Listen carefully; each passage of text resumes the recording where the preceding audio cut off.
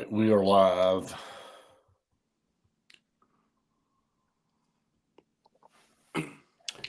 How much longer for TV, Brett? About a I minute. think probably like 30 seconds. All right. Maybe. Television broadcast this morning. We try to remind everybody out there we'll take breaks throughout, but we'll be up live even during the breaks here on the podcast side of the show. But wish we could take your phone calls, but we can't in this setup. But we take your messages and read them off. Our 12 to 1 show, kind of the Lone Ranger left on the phone call side, Brett. That's it. I only do this 6 days a week, so Yep.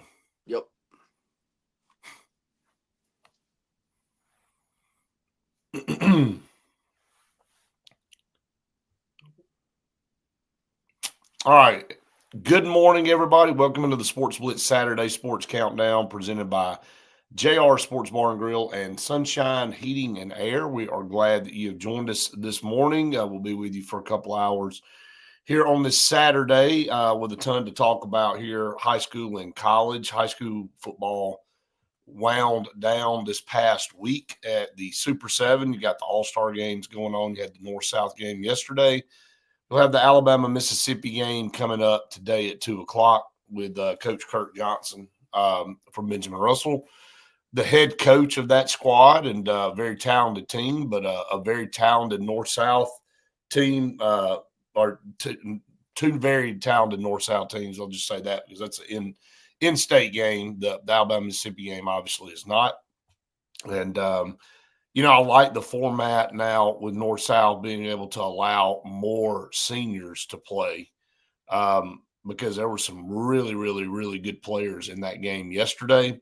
And, the opportunity for more because there's only a limited amount of space to make it to the Alabama-Mississippi game. But with them doing the seniors now and having – it used to be a up-and-coming senior game. The juniors would be playing in this game. But now you give a chance for more seniors that either will have played their last game or about to go into college or whatever, maybe even have an opportunity to showcase to them to some college scouts that they're worthy of maybe an offer late. I like that format now for North-South game. Well, I thought it was a very talented group of players that you mentioned that were out there yesterday. And some of them, the way that the season played out, Brett, if you had to go back and you had to pick some of them, I think you may change a few that are on the Alabama Mississippi roster to a few of these guys that you saw in the North-South. But right. But that's the same year in and year out. And I guess that's the beauty of dealing with 16, 17, and 18-year-old kids, because that's what they are. The difference between a 16 and 17-year-old is drastic.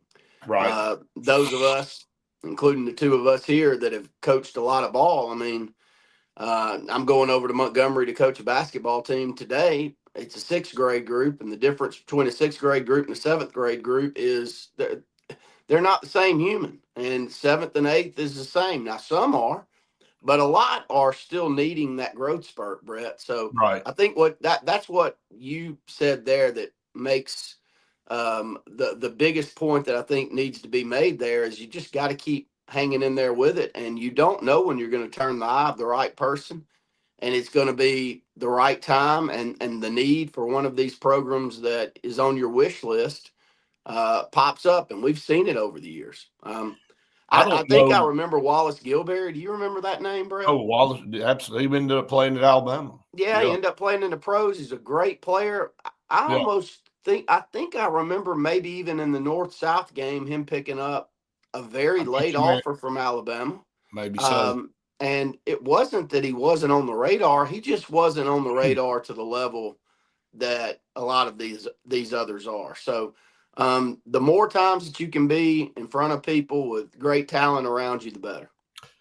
I'm going to name a guy that we've seen now for 2 straight weeks. And this guy has scored 10 touchdowns in 2 weeks in a championship game and now a MVP of an all-star game. Aaron Fry, the quarterback at Clay Chalkville. He was the MVP for the North. This kid is 6 foot, 175 pounds. I mean, he is absolutely the best player on the field every time I've ever seen him. I went back, I filmed a clip of Clay Chaltville and Thompson earlier this year, and Thompson had driven down and taken the lead with like 3 minutes, 4 minutes to go in the game. And Aaron Fry drove them down the field, and he made a throw in the corner of the end zone that Corey Barber caught with one hand. And I went back and watched it like 5 times yesterday. And he made that catch. And I'm like, from that point on, we had just gone up. Sophie and I had just gone up and interviewed. We were featuring Clay Chaltville Thompson. That was the game of the week. And we went up and interviewed him. And I just remember what a down-to-earth kid he was, very respectful, just, very businesslike. And, they talked about how they didn't fear Thompson at all because, first of all, they beat him 2 years in a row, and then they end up beating them again.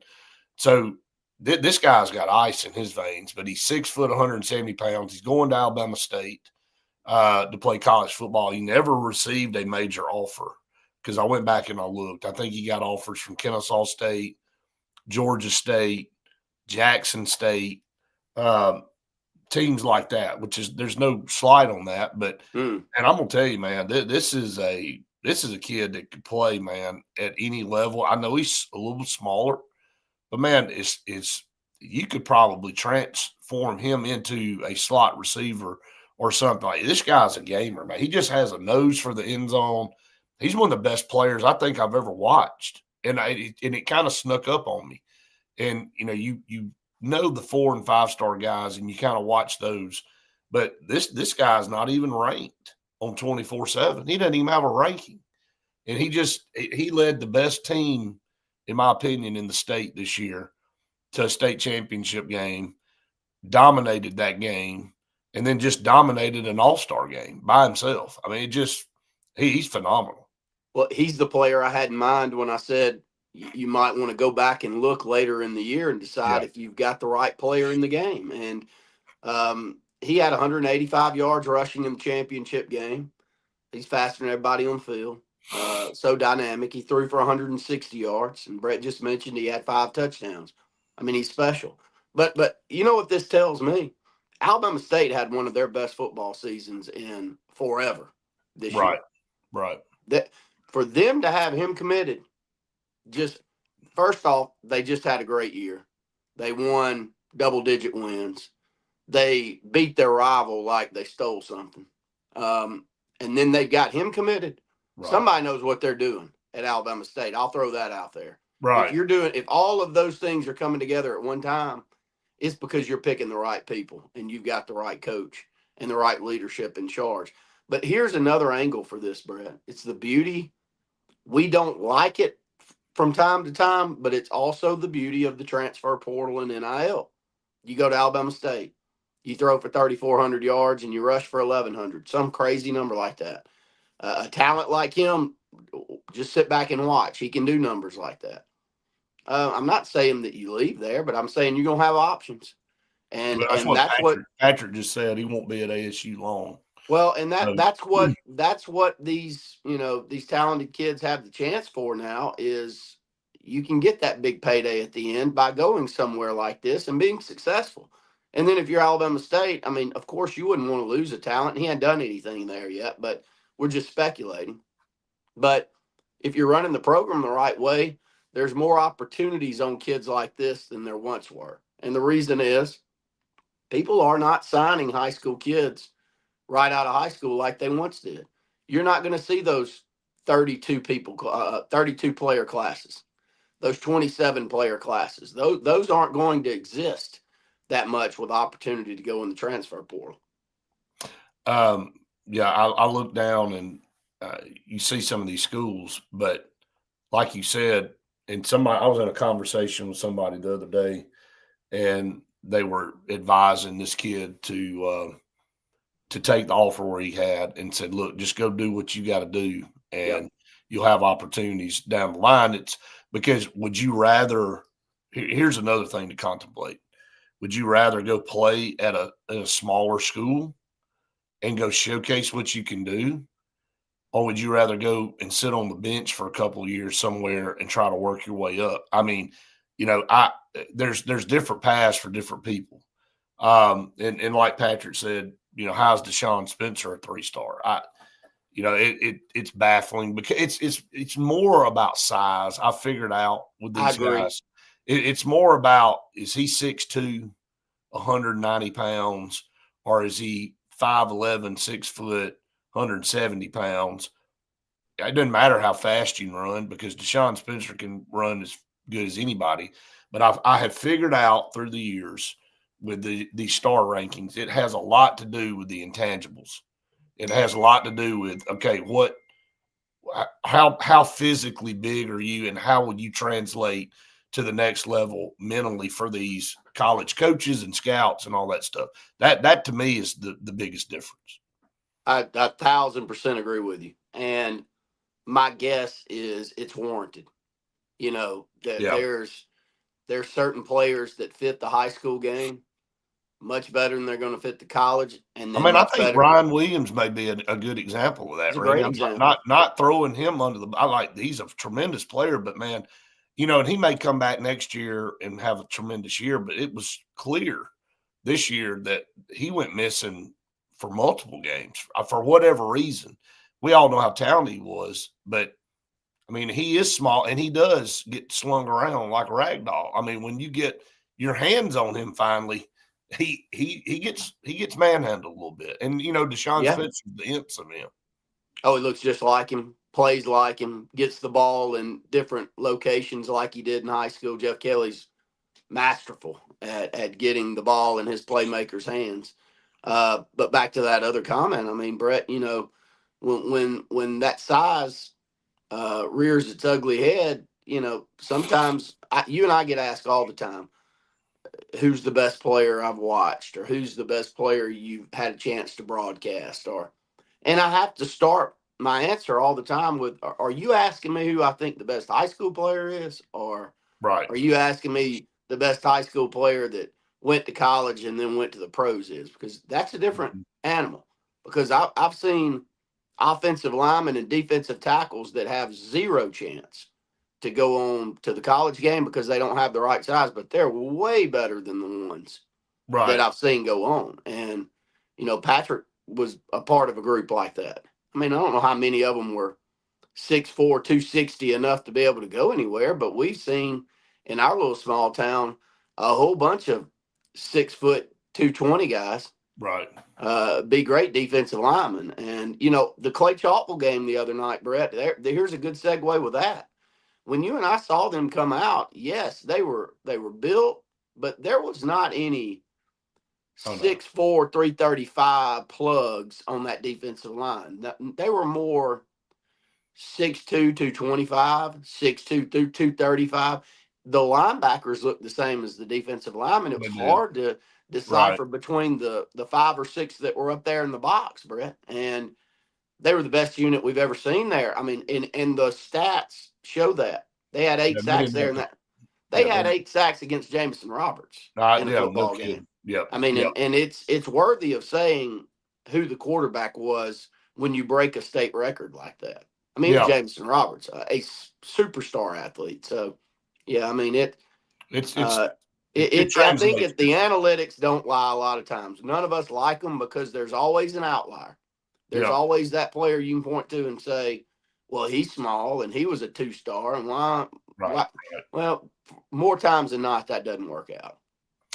Let's go to our first break here on TV. We'll keep this thing rolling. We got a good while left here on the show this morning. We're just getting started. Stay tuned. More of the Saturday Sports Countdown right after this. Can you run down some more of the stats of the game yesterday? Mm-hmm. Any other names pop out? I haven't read through it yet. Charles had a really, really good game. I'm not surprised. He almost returned it for a touchdown. Does he have any offers on the table? I'll look that up.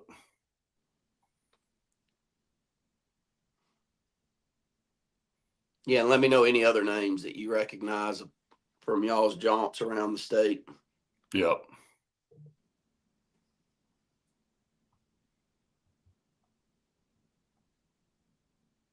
Let's see what he got. That.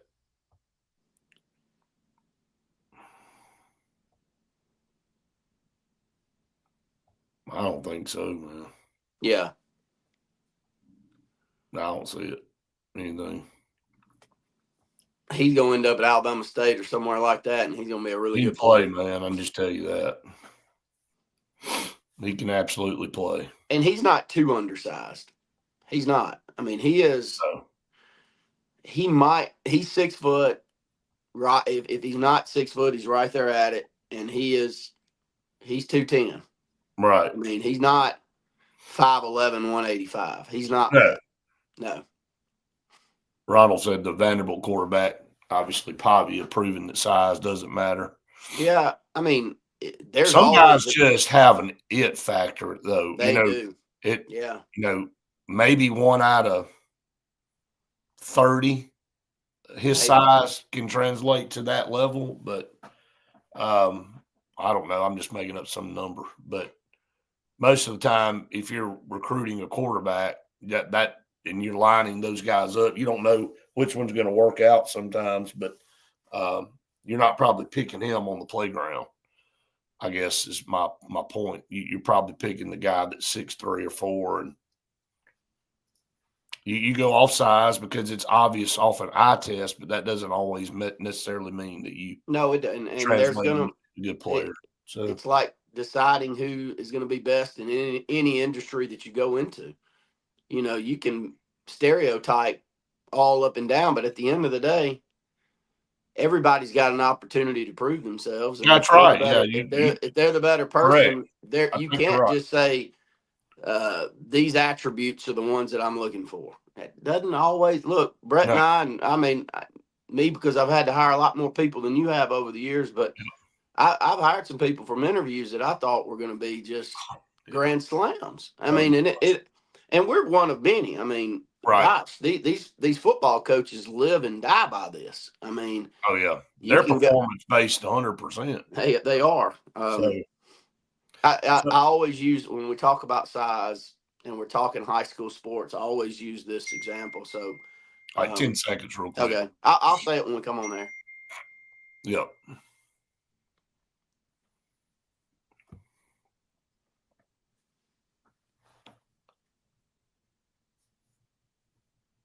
Welcome back, everyone, to the Sports Blitz Saturday Sports Countdown presented by JR Sports Bar and Grill and Sunshine Heating and Air. So, again, I've been saying that. You've been saying that for 20 years plus on our program, and that's how blessed we've been to have 2 phenomenal businesses associated with our Saturday show from right here in the Lake Martin area. And, just great people all the way around. And, we've tried to make that our focus. We definitely love partnering with people, but we love to partner with people that want to partner with us and feel like they get worth out of it as well. So JR's and Sunshine Heating and Air, Kevin Keel, Chris McClure, all those guys, man, we just appreciate them so very much. So we're kind of talking. I'll give you the floor again. What were you saying there, Randy? Well, there was a lot of comments coming back and forth on, picking Size. through the size discrepancy. And Brett and I have done this North-South game. This is our 18th year. We've really been doing the North-South game since the first year. Right. And when I went to the Alabama-Mississippi game to broadcast it with you the first time, and we had the dinner that night before, I was blown away by the size, and that was Dre Kirkpatrick and DJ Fluker and AJ McCarron. That was that group. And all 3 of those that I just brought up are way bigger human beings than I expected to see when I saw them. With my little 6 foot, 190 pound self, watching Dre Kirkpatrick, who was a 17, 18-year-old kid coming through and knowing beyond a shadow of a doubt he was a legit 6'3", about to play corner the next day. And he dwarfed me and you. And he's standing up there close to Luke's 6'4", 6'5" self, a lot closer to him than he was me. So But the North-South game would get a lot of guys that I know the only reason they didn't get those type of offers was because of the size. But in high school game, those kids that were playing there were just as good, if not better, players than they were on the Alabama Mississippi side. They just didn't parlay. And I tell this story about the local area that you and I have. Look, Sadarian Morgan he's changed that conversation with me here recently. But I always said that the best two football players in Tallapoosa County that I've had the blessing of watching over the last 20 years was Kyle Caldwell at Dable High School and Tyree Gray at Ben Russell. And both of them, if you are going off of size, are woefully undersized for the positions that they play. Right. But from a high school standpoint, these two eyes haven't seen any two better. You go watch Kyle. Kyle just went wherever he wanted to go. He threw to whoever he wanted to throw to, and he made everything look exceptionally easy. And then to go along with that, he did all the kicking, and he's got kicking records here in the state that I still post on the HSA outlets throughout the year. So an amazing talent.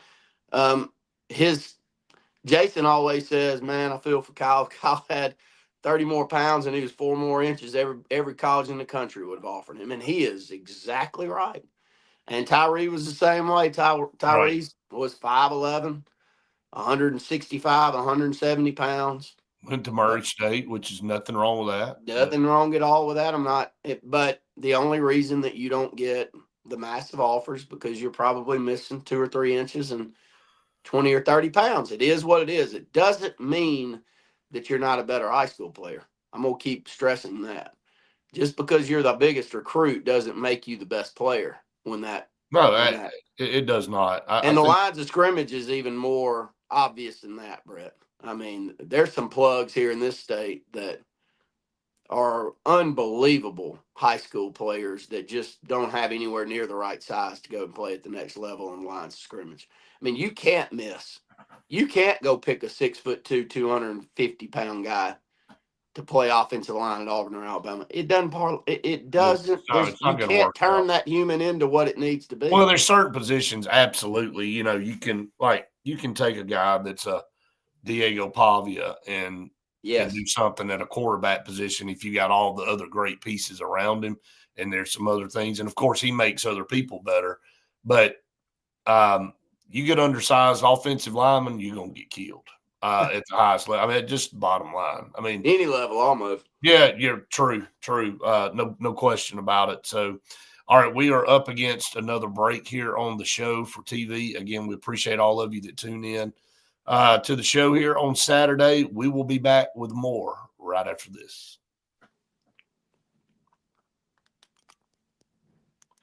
Yeah, run us down some superlatives. Anybody that jumps off. So he was the MVP. Who was the MVP of the South? Hold on.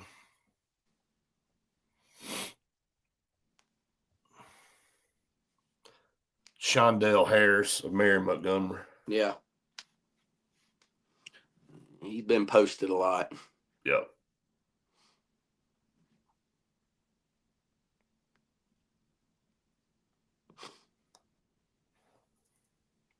Where did he play yesterday? Shondell? Yeah. He's one of those guys that he's a defensive back. Yeah, but he was an offensive guy too. I mean, he was a defense. He played defense yesterday. 6 tackles. What was the final score? 41 to. It was tied 28 all. Wow. It ended up being 41-28. Fry scored the last. South ended up. They had a field goal blocked. I think it was 35 to 28. Yep. And they went down like 4 minutes and they had a field goal block. And they literally gave the North a touchdown. They had a punt snap go over the punter's head, and he went back there to kick it through the back of the end zone, and he kicked it, and it went sideways and went out of bounds at the 2-yard line. I mean, just handed them a touchdown. So that was one, and then they stopped them on that field goal, and they scored again. So, Brett, what was that field goal yardage for Clay County a few years ago that we had the joke going? Was it 29 yards? 29. I think. And then 37, 27, something. Yeah, something like that. I can't remember. Not good. no, it wasn't. And we line up, snap one 14-foot over the punter's head. I'll never forget that. Special team, man, will ruin your years. And you don't talk a lot about it until something bad happens. That's right. And then you never forget it. So, yeah, we'll shift away from this, do a little preview of the Alabama Mississippi game. And then so much crap to talk about, man, for y'all. We got the reclassification getting postponed. We got all this Sharon Moore crap going on. You got the college football playoffs. I mean, it's just so much controversy going on. It's like everything in life is controversial. I've never seen anything like this Sharon Moore thing. This is movie. Somebody's already cutting the movie. Somebody's already. I mean, I'm serious. Like this is such a movie. So we got 30 seconds. Yep. So. Oh, David Palmer's. Yeah. Everybody watched him in Birmingham, said he's the best high school player they ever saw. And then we thought Davin Palmer too, and he didn't. Oh, man. We couldn't tackle him one night. Where did he end up going, though? Davin. I don't know. See, I mean, great high school player, never did much, I don't think, moving out of that. Somebody knows, let us know.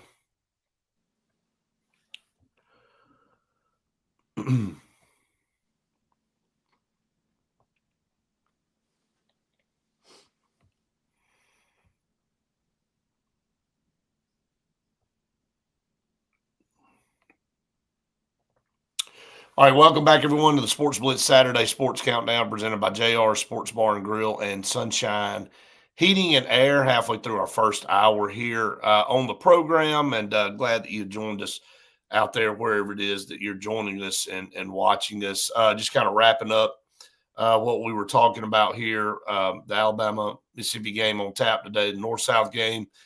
Yesterday, 41-28. It was the 67th time that game's been played. Aaron Fry was the MVP with 5 touchdowns. Alabama State signee, and then the South MVP was Shondell Harris of Mary Montgomery, had 6 tackles, a couple for loss. I will say I don't know. Not taking anything away from Shondell. Obviously, we're biased over here. Charles Chappell had as many tackles as him and had an interception, so I don't know who voted on that and why but Charles, in my opinion, the middle linebacker for the South from Ben Russell, had as good of a game defensively as anybody out there on either team. So congratulations to him. It's another one of those situations where you look at him and you go, man, how in the world has he not got a ton of offers to go play college football somewhere at linebacker, because he runs really well. He's got good size, but maybe not quite the size that teams are looking for, which is just wild. Yeah, I mean, it's a 6'2", 6'3" dynamic that you're looking for with long, rangy frame that can put some on. But he's going to be the perfect fit in Alabama State and A&M or somewhere like that. And we'll keep following him. Glad that we got to see so much of him this year. Just a super player and a great kid. And a whole bunch of those kids that we saw this year were all tremendous and great family. So Charles is one I'll always cheer for. Yeah, no doubt about it. Shifting over, and let's talk about real quick the Alabama-Mississippi game. I mean, exciting for Kirk Johnson. When you look at what Kirk's been able to do the last several years in his career, he's really vaulted himself to the top of the map as far as coaches here in the state of Alabama in the Southeast in high school.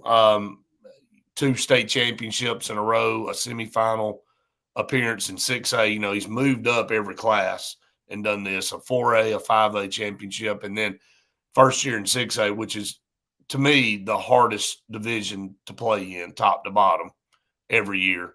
And he, in his first year, goes to the semifinals at Ben Russell and, really was right there with a chance to be in the state championship game. Just for a lack of execution in the semifinal game and not taking advantage of some situations could have been a different outcome for that game. But for the most part, looking at it, rightfully given the offer to coach this great group of kids against Mississippi, and he's done a tremendous job. We've enjoyed being around him this year for sure. Well, he deserves it. He is an outstanding leader, and people gravitate to him for a reason. And I'm sitting here in a situation right now that so many around this state are, and it's a very transient life that we live now. People moving all over the place. You may like it or dislike it, but Brett and I've got the best example of anywhere in the Southeast to me. I mean, we had Russell Corporation in our backyard when Brett and I grew up, and there was 8,000 employees in Alexander City alone. There ain't none there. Yeah. So the lifestyle that was created all over this country with mills and mill workers and going off to college and getting great educations and coming back home and being part of the community and, part of the Kiwanis and the Rotaries and things that make communities thrive. Good luck. I mean, we're not the only one. We may be the poster child because we had such a tremendous business in our town. So it wouldn't be that we were the poster child if you didn't have such a great business that was built. Right. But NAFTA killed that, and it killed an industry that I still love. I had a conversation with my dad about that this past week, Brett. I mean, it changed the lives of so many with the decisions that are made by a few. And so people move around. People are looking at different things. And Kirk Johnson is the epitome of a coach that is like Mark Freeman. You're going to find a way to have that guy raise your kids because they're with your coaches, especially football, as much as they're with you at home. And you may dislike that I say that, but go put the pen to paper on how many hours they've got a hand on your kid. And so I can't say how impressed. I mean, I'm completely impressed by what I see with him and his staff. And but you only get to do this one time. So I know that he knows that. You only get to be the head coach one time. That's right, isn't it, Brett? That's it. So he's getting his time very, very early here in his career. So I'm sure he's making the best of it. Yeah, he is. Really talking about, I mean, when you look at the quarterbacks and you look at the quarterbacks in the game yesterday for North-South, the kid from Viger was primarily the quarterback for the South, and obviously Aaron Fry for Clay Chalkville. Why do those guys not get invited to the Alabama Mississippi game? Because you got Brock Bradley and Landon Duckworth as your start quarterback in their splitting time. But in a release that came out yesterday, they were messing with Coach Johnson about how he keeps saying Brock Purdy instead of Brock Bradley at practice. And he said, and then in the quote, he said, Brock Purdy, I mean, Bradley is throwing the ball really well. And he's making a lot of similarity, or giving a lot of similarities to how Brock Purdy plays and how Brock Bradley plays, who's going to Clemson. And he's also bragging on, Landon Duckworth. He says, look, I got 2 guys that know how to win. And one he knows really well because he had to compete against him in the region at Spain Park in Brock Bradley. And, when you look at Bradley's numbers, threw for 2,930 yards this past year and 32 touchdowns to just 5 interceptions, just threw for almost 7,700 yards in his career and 89 touchdowns overall. And he just had a lot of great things to say about Brock Bradley and how he's playing this week over there and what Clemson's getting in the quarterback there, Randy. And I know I just got the alert that we need to go to break, so I'll We'll go ahead and go to break here, and we'll come back. We'll talk more about that. I'll let you give your thoughts on Brock Bradley and Landon Duckworth and several of these other guys that we'll go over for the Alabama team today. And again, I want to remind everybody this game is at 2 o'clock on our AHSA radio network. You can go to the online stream and pick that up there. So we appreciate people tuning in there. Of course, it will be broadcast on APT for people to watch. If you're, the great thing about radio and streaming is if you can't, there's a lot of people moving around this time of year in cars and whatever, going to, Christmas events and things like that. You can tune us in and you can listen to the game. And I know a lot of times an all-star game's not it's an all-star game. You'll want to listen to a game like this because you're going to be hearing so many high-profile names that are going on.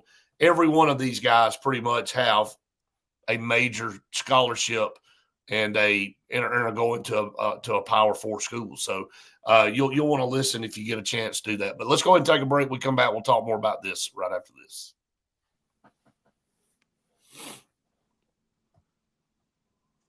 And then Duckworth did the same. He threw for 79, 78, and 90 touchdowns in a career.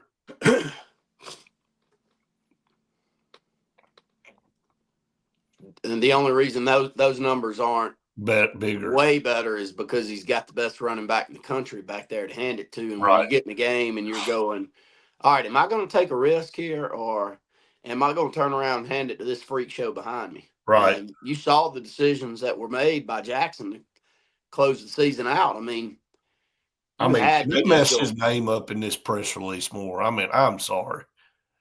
BG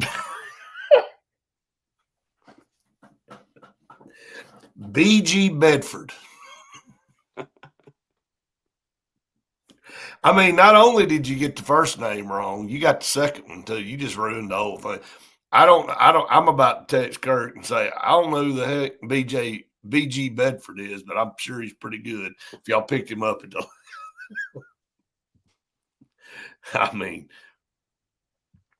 BJ, we're obviously talking about BJ Bedgood. I'm going to end up saying the wrong name now that I've laughed and said this. I'm going to end up calling him BG Bedford. That sounds like a comedian, doesn't it? Old BG Bedford. Boy, Joker's funny. But he's a kid that when you look at Zion Crumpton and Sadarian Morgan and some of the guys that are going to be playing in this game today,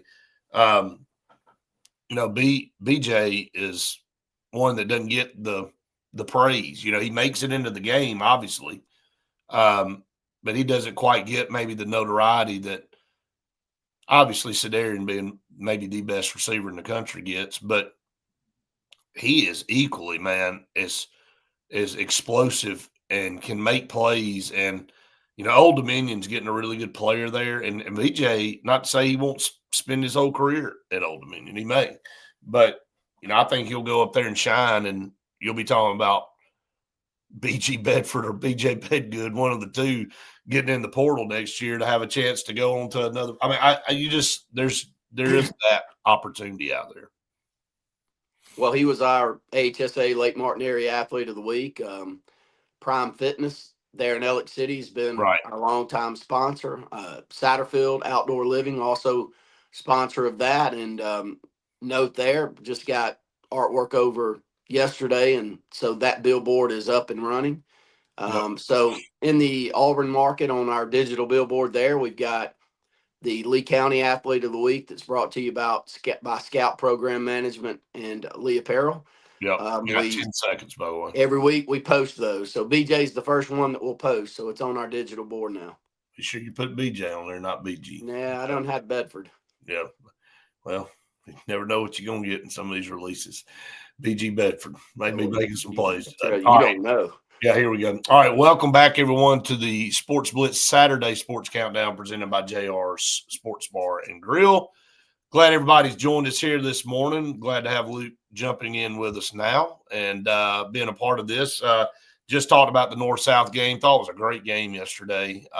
And good to see some of our local kids have a great game. And we talked about Charles Chappell, probably upward 6-7 tackles, a pick in the game, just really played well in the game. And Aaron Fry, from Clay Chalkwell. That's 10 touchdowns in 2 weeks for Aaron Fry, 5 in the championship game, 5 in an all-star game. And Alabama State's getting a really good player there. And so now we've shifted over to talk about the Alabama-Mississippi game. And Kurt Johnson, head coach of Benjamin Russell, leading that squad today against the Mississippi team. This will be the 39th time this game has been played. He's got a star-studded roster here, led by the 2 quarterbacks, Brock Bradley and Landon Duckworth. Then you look down, and we talked about some of the receivers, just kind of throwing them in there. Luke, I'll kick it to you. You joining in. Good to see you this morning. I got to figure out how I can sleep in for 40 minutes and let y'all start the show. I would be a lot more energized if I could do that. Yeah, what you need to do then is get you up 2 more kids or 4 more kids or however many more kids it is, and then see how many dang soccers and trapeze swings and everything else I got them involved. I mean, this is nuts, man. I've got to go to basketball. Did you see yourself at this age in your life? Did you see yourself at this age in life years ago going, this will be what I'm doing when I'm in my 50s? No, I didn't know. I didn't think it'd be what I was doing in my 30s or my 20s or my 40s. Damn sure not my 60s and 50s. I was gonna say you got 60s on the horizon. You'll be doing stuff with. I mean, yeah, I'm about on the bad side of being closer to 60 than I am to 50. It's I'm sorry if there's some of y'all out there that are already there, but I'm not looking forward to it. I don't mean to depress you. I'm just saying, just because you're there doesn't mean I want to be there. Well, the way we all live, we may not be. But anyway, I ain't gonna make it. There's no way I'll make it. You know what? It's like that Seinfeld story where they had like an Aunt Baby, that was her name, and George's mom said, "How old would Aunt Baby be now if she were with us today?" And the dad said, "She never would have made it." That's exactly how I feel. I just don't do the math because I ain't gonna make it, so it doesn't matter. Well, just kind of your thoughts. We'll be watching today. Again, want to remind everybody the HSA Radio Network will be streaming the game, so you can go out there if you're in your car going to one of your 800 Christmas functions that start. It seemed like last week and carry all the way through the whole month. You can tune in the Alabama Mississippi game on our HSA Radio Network to listen, but it also will be televised on APT at 2:00. But a great roster here for Team Alabama, and looking forward to Kurt Johnson coaching them. Yeah, I am too. He has certainly bragged on, I know, Brock Bradley a lot, who's committed to Clemson. He called him Brock Purdy. Yeah. I hope that's not a reference to how often he gets hurt, but Brock Bradley, very underrated. I'm not saying he's going to go into Clemson and set the world on fire, but I think he can end up being certainly a very solid contributor for them. Cedarian Morgan is doing really well. I mean, all the highlights they show him, he's like catching passes one-handed, even like unnecessarily, just to show that he can do this. EJ Crowell been playing very, very well. And that I don't know how in the world Mississippi's got a good team. I'm sure they always bring a good team, but I don't know how in the world you're going to, if you got EJ Crowell at running back and you got Cedarian Moore, if you don't hand it to him, if you throw it to Cedarian, how's a high school guy going to stop that? Well, then you got Randy, you got Corey Barber that's going to LSU now. Yeah, Corey Barber, I love him too. Well, he was going to Ole Miss, obviously, and now he'll be hitting. He's going to Lane Kiffin University is where he's going. Wherever he is, he's going. That's where he's headed. So, and then Luke, you got BG Bedford, not also known as BJ Bedgood, on the team that I think will have a chance in this game to really show how he fits in with all these other receivers. And so, yeah, I think you look down and, a guy that kind of was quiet the last few years at Oxford, Randy, Keenan Britt, which was KJ Britt's brother, 6'1", 220 pounds. He's also going to go to South Carolina like Landon Duckworth. Yeah. Duckworth. I said Dickerson. We're going to get them all mixed up. Well, I mean, we've just called everybody whatever. Right? Who y'all want to call next? Like you see Wesley Sandifer from Fairhope. It looks like Shadur Sanders down there. We just changed his name too. So whatever y'all want to do on that. You got Vodney Cleveland. I'm just going through and looking at some of the ones I know. Now, on Vodney Cleveland, by the way, I saw on the press release that North Carolina now, which was kind of odd. What they saw on the press release, they actually still had Texas, and I was like, I'm pretty sure he's going to North Carolina. Yeah, and that's what I was about to say. You know, Faith and I have been all over the state in interviewing all these players, and you know, when we went to see Vodney, that wasn't even mentioned. North Carolina was not even discussed. You know, it was Florida, Texas, and Auburn pretty much were the three, and then ends up committing to Texas and ends up going to North Carolina. So, but lots of great players on this roster. Randy, I'll kick it over to you. Dylan Purder's a kid that we went over and saw at Booker T. Washington. You know, his teammate Marquez Daniel was in the North-South game. He's going to Florida. So, like, Alabama had a couple players in the North-South game yesterday. Florida had a play. Like, that's why I'm saying there were some guys you could probably transfer into either game. You know, but making the North-South game now a senior game instead of an up-and-comer senior game really provides more opportunity for these kids. Well, I mean, I think it's just a talented year in the state of Alabama. And, you know, we may have had a year where a certain position group was more talented. And you can have the argument that we've had years, including the one that the three of us went and did for the first time, is overall more talented. But like Luke said, when you got the number one receiver in the country and the number one running back in the country on the offensive side on the same team from here in Alabama, I mean, and they're both committed to the University of Alabama, I mean, not too often, or at least I can't come up with a time that we've had that. Can you, Luke? You're the recruitnik better than I am. I mean, has Alabama ever had the number one and the number one out there starting at two positions on the offensive side of the ball? No, and you know, even this year, some people, at least one service has Sedarian Morgan so criminally underrated. It's just stupid. I mean, you can't possibly have him behind too many people, wide receiver wise. But yeah, and as EJ Crowell, he started out a little lower because if you remember, he's supposed to be a senior next year. I mean, he is early entry, you know, times two. So he's going to be a thing, and I think people have started to realize, it doesn't matter how old he is, he's pretty incredible, and he doesn't look like a junior in high school, I can tell you that. So I don't remember a time Alabama's had two guys even this highly touted, even if you don't want to say they're both number ones. Yeah. All right, let's go to break for TV. We're up against another break. Stay tuned. We got one more segment left here in hour number one right after this. I see Justin Clay. Yeah, Nolan Wilson is there. I mean, I don't know any reports. I mean, I only read a lot about the Alabama reports right now, and those have been sort of few and far between too. I mean, honestly, I hadn't seen as many of those as I see in the typical year. But the game's at noon. It's on APT. Is it in Hattiesburg this year? Yeah, it's at noon. Yeah, it's in Hattiesburg, right?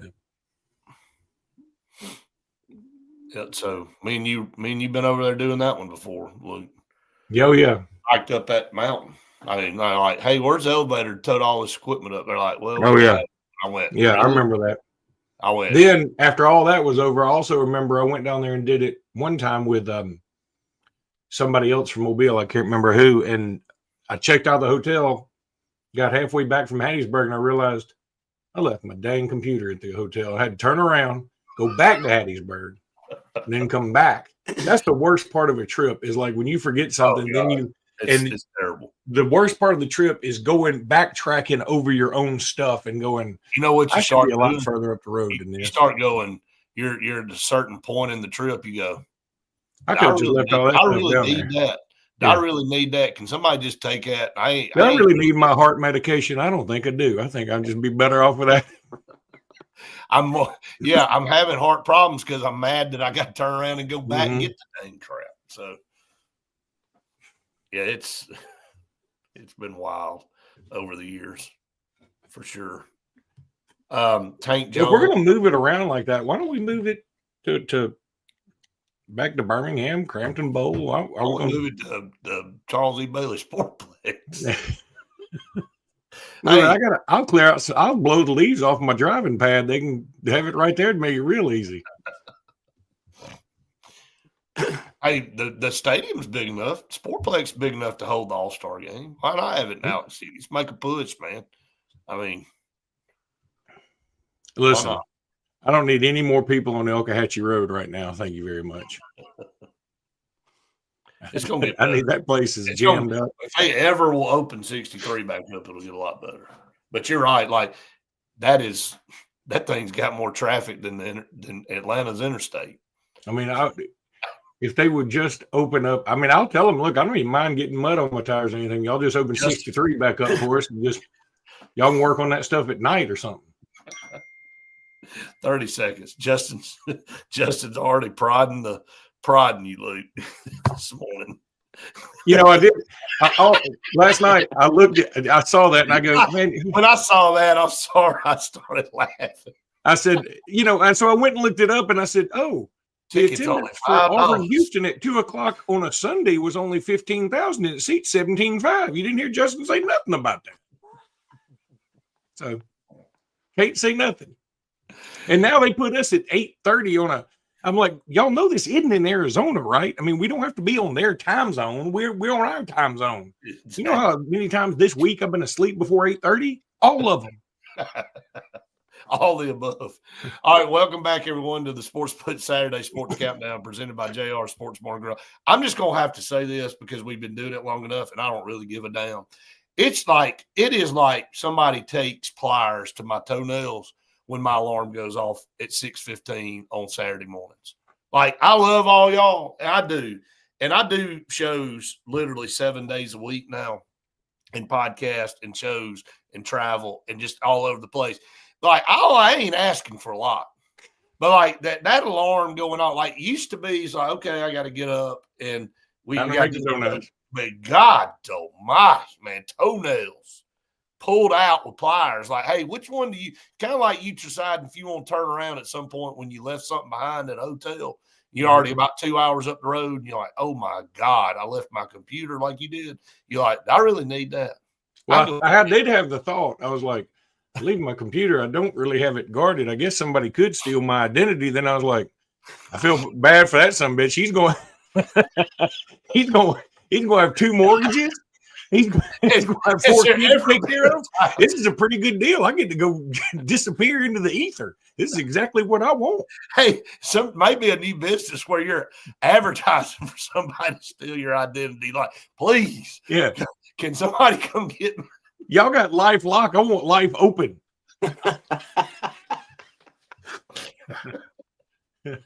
Like, come on in. Yeah, like, did you see the guy that hacked somebody's stuff? And they go like, good God, dude, when I'm going to get a virus from this thing. He's trying to infiltrate your stuff, and he's going to get a virus out of it. Yeah, I'm sorry. I had to say that. I had to say that. It's brutal. Some better than others, but this time of year, brutal on Saturday morning. Today in particular, because today there's really, I mean, yeah, there's the Alabama Mississippi game, and that's fun. And there's the Heisman, but you know, if you don't have, I mean, I'm rooting for Diego Pavia, but there's no way he's winning it. Fernando Mendoza's winning it. So that's cool. And I guess what's wrong with Fernando Mendoza, by the way? Just weird. Yeah, he's a little bizarre.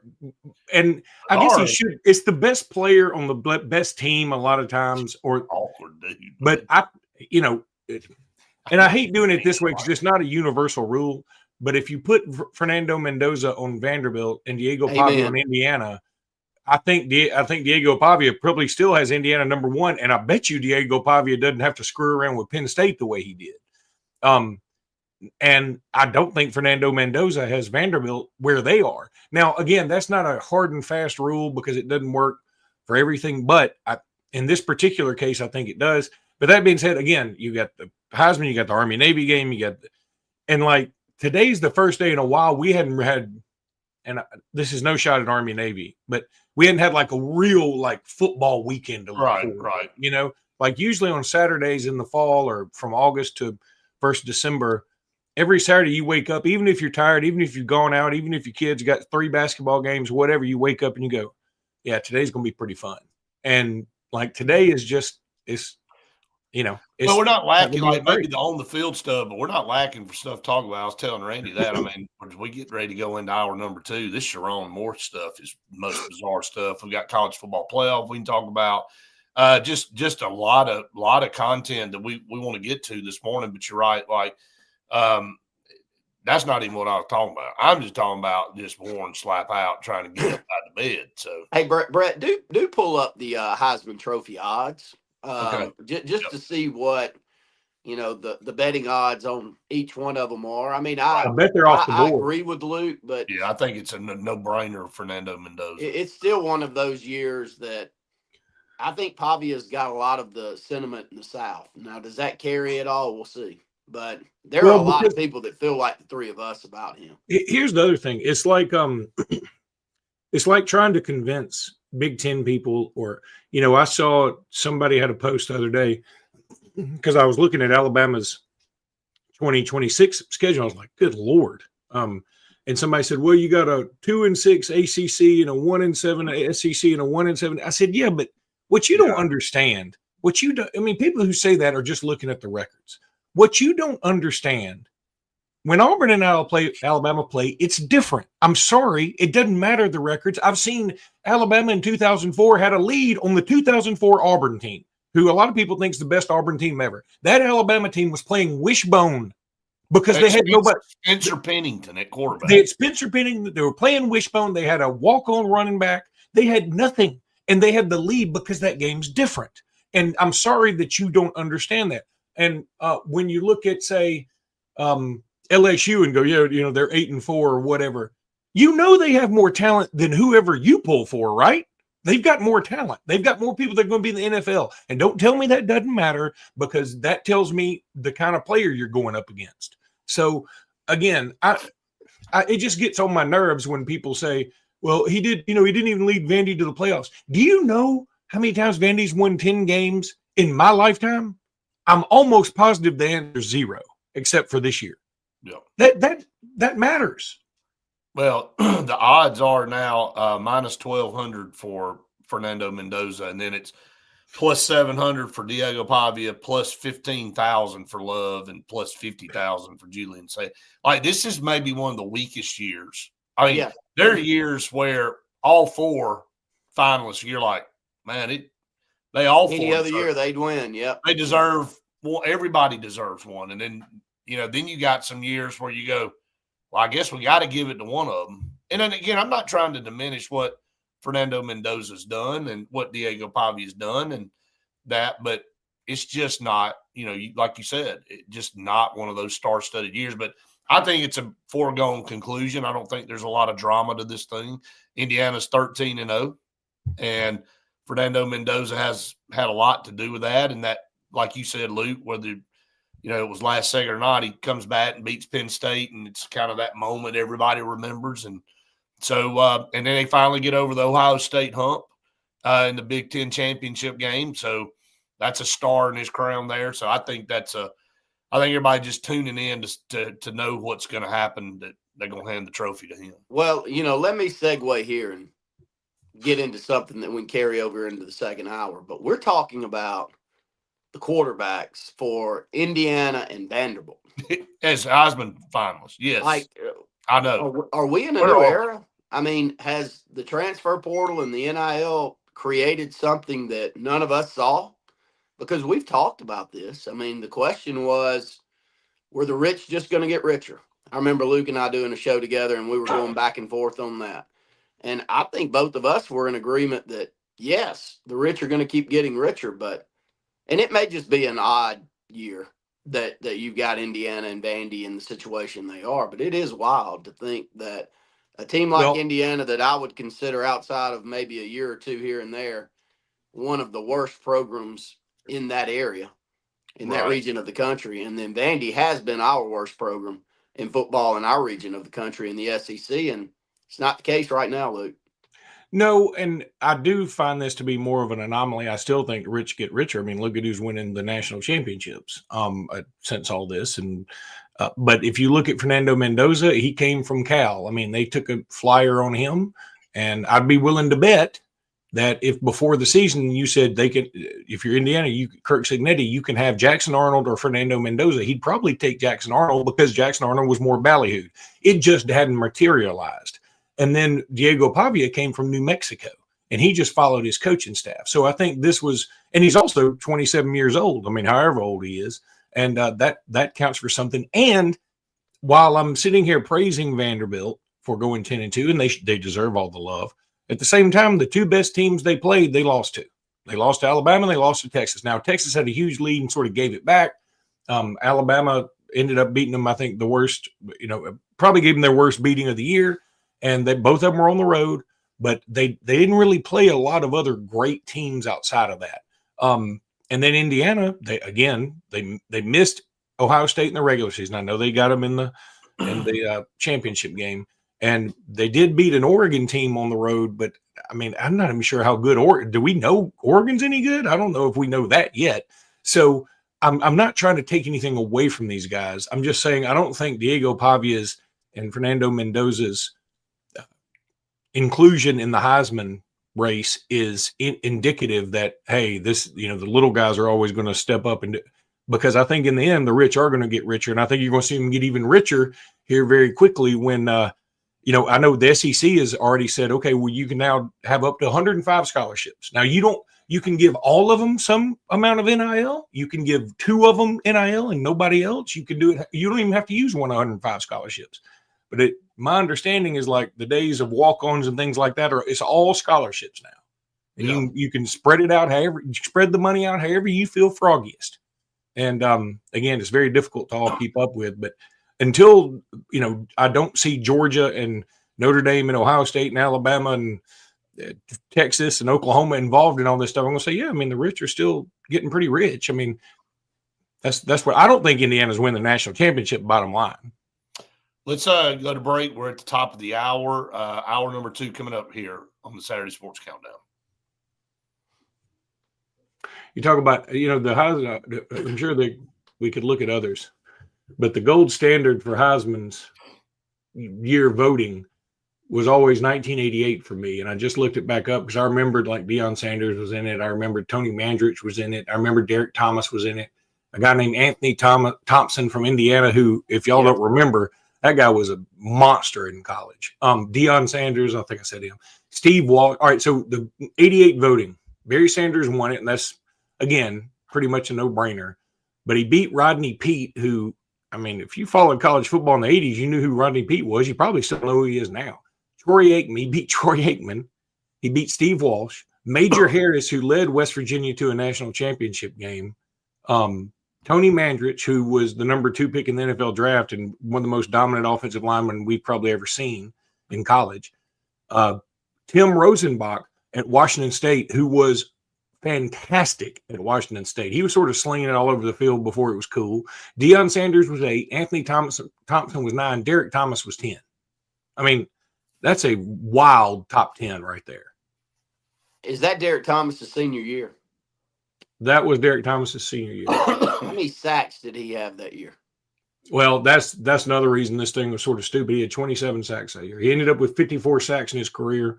And he had 27 sacks in a season. Anybody gets 27 sacks. If there was a player that had 27 sacks today, he'd win the Heisman. Oh, 100%. Going away. I mean, he should. As long as he plays for a. Well, and the other thing is Derek Thomas did this back when everybody didn't throw the ball as much, then. Yeah. So he was outlandish. But, Deion was incredible. Anthony Thompson was incredible. Maybe I can pull this up by year. I want to see. But, here's 89. Like 89, not quite as cool. I don't remember. I can judge it by, do I remember some of these names? Andre Ware won it, and Anthony Thomas finished 2nd. Major Harris 3rd. Tony Rice 4th. And then Darian Hagan, I remember all those. D. Dowis, I don't remember him from Air Force, really. Percy Snow, because I remember the name, but I didn't remember, and I knew he was a linebacker, but he finished 8th. That's sort of stupid. There's no way. Oh, we got 30 seconds, John. I want to find one of the worst ones. Those would be fun ones to look at.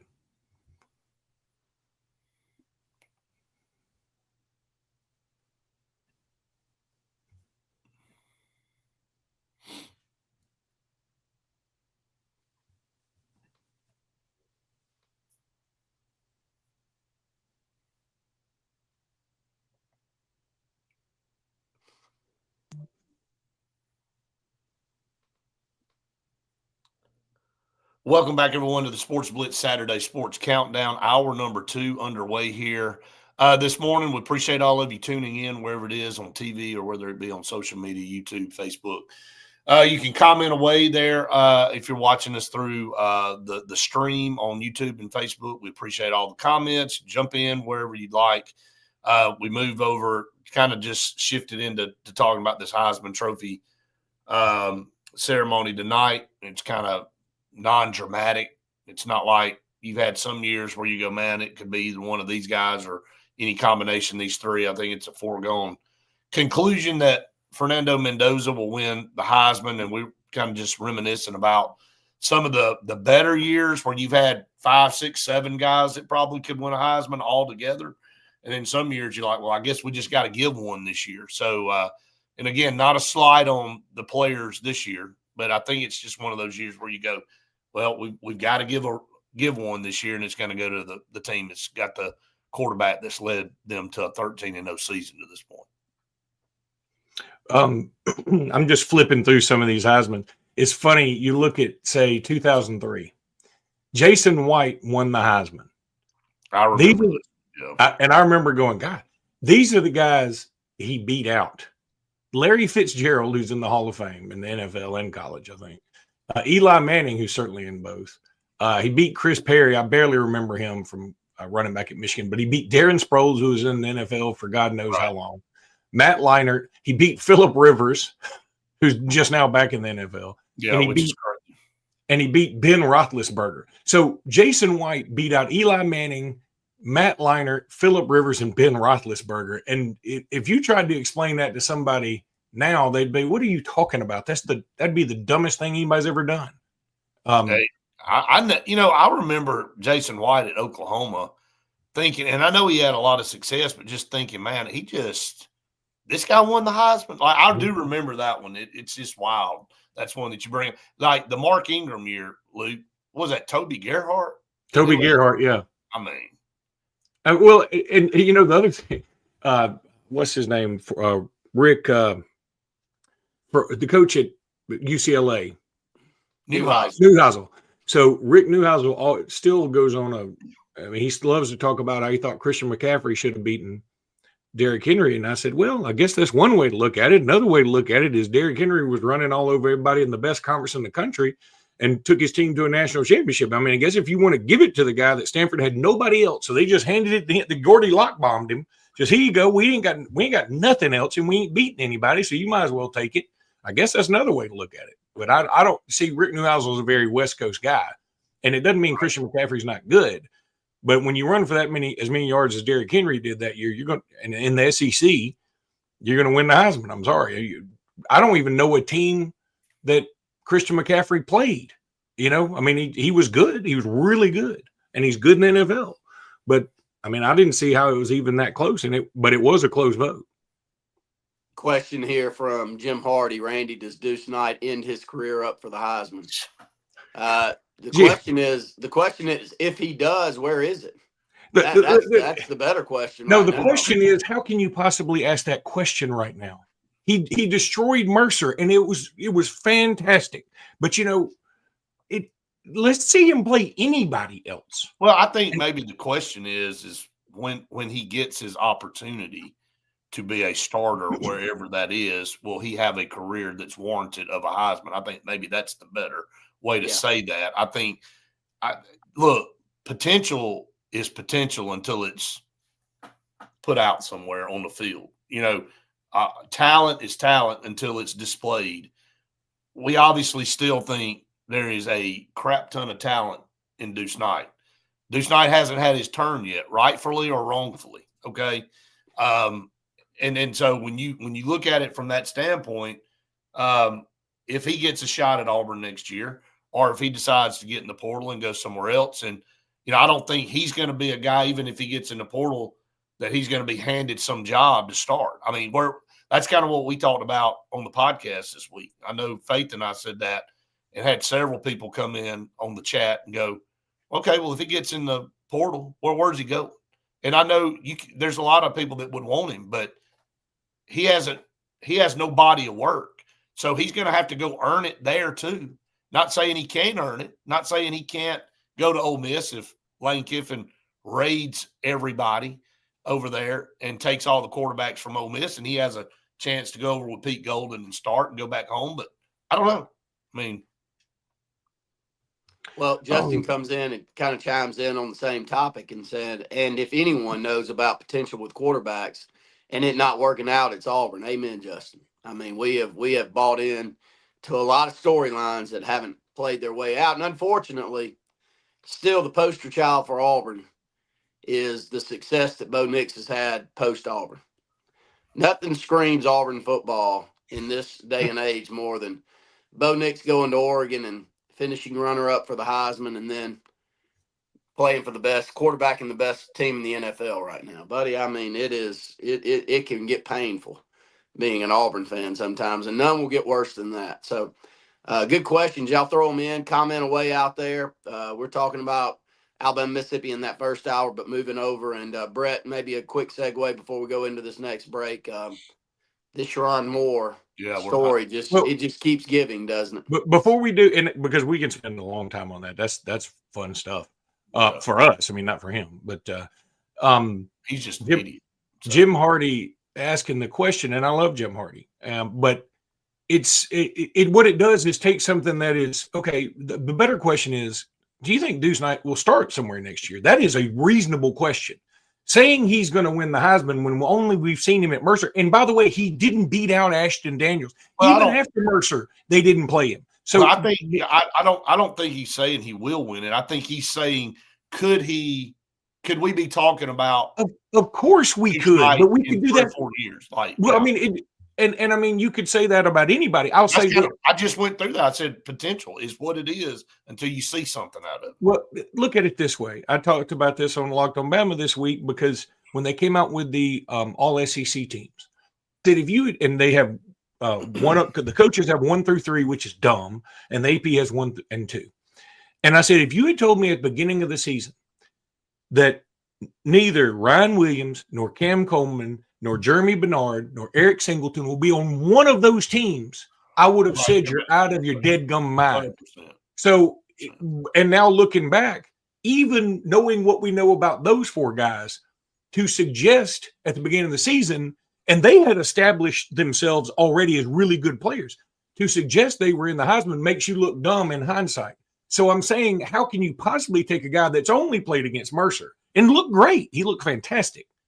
Yeah. But how can you only take that game and even mention the Heisman in the same comparison? I just think he's saying, you move forward. Like, could we all be sitting here in 3 or 4 years talking about Deuce Knight as a Heisman finalist? And I think you could if things play out, But again, it's like. But then you could ask that about every player that's on the team. Well, you see what I'm saying? Like, you could say the same thing like Tubbs said, Keelan Russell. Tubbs just comes in and says, has just as much upside as Deuce. I mean, you could term it like that. Could we be sitting here in 3 or 4 years talking about Keelan Russell as a Heisman finalist? Listen, I think it's just speculation. Well, my answer to that would be, I don't think so right now. I mean, because I haven't seen him play a game. Right. I mean, it's all based off. I take that back. I saw him play. Yep. I saw him play some, and he looked. And I remember going, "Wow, I love this. I love this." Hey, here's a better question: will Keelan Russell and Deuce Knight ever play for their teams that they're on right now? That is a very fair question. That is a better question, maybe, than all of them. All right, so we got to get to break. We'll come back. A lot more to come here on the Saturday Sports Countdown. Yeah, I think that's look, you got 2 guys that are tremendously talented. Would we see Keelan Russell and Deuce Knight in an Iron Bowl against each other one year? I mean, how good would that be if they live up to what their hype has been coming out of high school? How's he doing, Luke? How's Russell doing? Well now. I mean, again, calling a spade, he is obviously behind Austin Mack. My take on that is I believe he's behind Austin Mack because Austin Mack is older and a little more experienced. And if they're like, if somebody got hurt, I'd rather send in the guy that's been with our staff, even back at Washington, that knows the system a little more.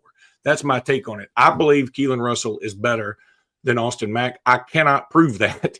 I believe he is, but that's where I'm going to leave it. That when you talk about, I mean, somebody else posted it, said, well, I could easily say, well, EJ Crowell is going to win a Heisman here. I mean, it's sort of like saying, remember when who was Bino Cook? He said that guy Rick Meyer he said he'll be the next 2-time Heisman winner at Notre Dame. That guy didn't sniff a Heisman. And I mean, I'm just saying it's fine to make proclamations or whatever. And I know he's not saying he will win the Heisman. Yeah. But I'm saying to have something so wide open, like, will he be discussed for the Heisman? I mean, you could say the same thing about EJ Crowell, like Two Man said. Could we be talking in 3 or 4 years about EJ Crowell being up there? We could, but can we at least see him play an SEC team? That's right. I mean, we don't know anything about those players right there. So, but they'll have an opportunity one day to prove. Now, Luke, is the herniated disc real? You know, I don't know if it's herniated, but boy, I had trouble getting up this morning. I'm going to tell y'all, every morning it's the same thing. No, but I know you're talking about Ty Simpson, and I can say this with this is much more than an educated guess because I do have every now and again I have a connection somewhere, but he's hurt, man. And I don't believe the herniated disc stuff is right. That's not something I've heard. I've heard some other stuff that is in that same area, but he is beat up. He is banged up. He is in trouble. I mean, in trouble, like just getting up every day. It's a problem. Wow. But now, aren't we all day to day is what some people say. And I go, yeah, but not every day do I have 18 to 22-year-olds flying at me all morning long. No. So I'm hoping, you know, do I know if a week and a half, I'm going to call my guy next week and see what I can find out. But will a week and a half, 2 weeks make it better? I don't know. That's a big story. Who plays if he doesn't? I would assume Austin Mack. It's Austin until it's not Austin Mack. Right. But you know, me personally, and I'm going to get on my Jim Hardy thing here. I'm sort of a Keelan Russell guy. I don't know why. I'm a Keelan Russell guy, and I just, you know, we all fall in love with the youngsters. You know, the most popular guy on the football team is always the backup quarterback. So does Sherrone Moore. Yeah. All right.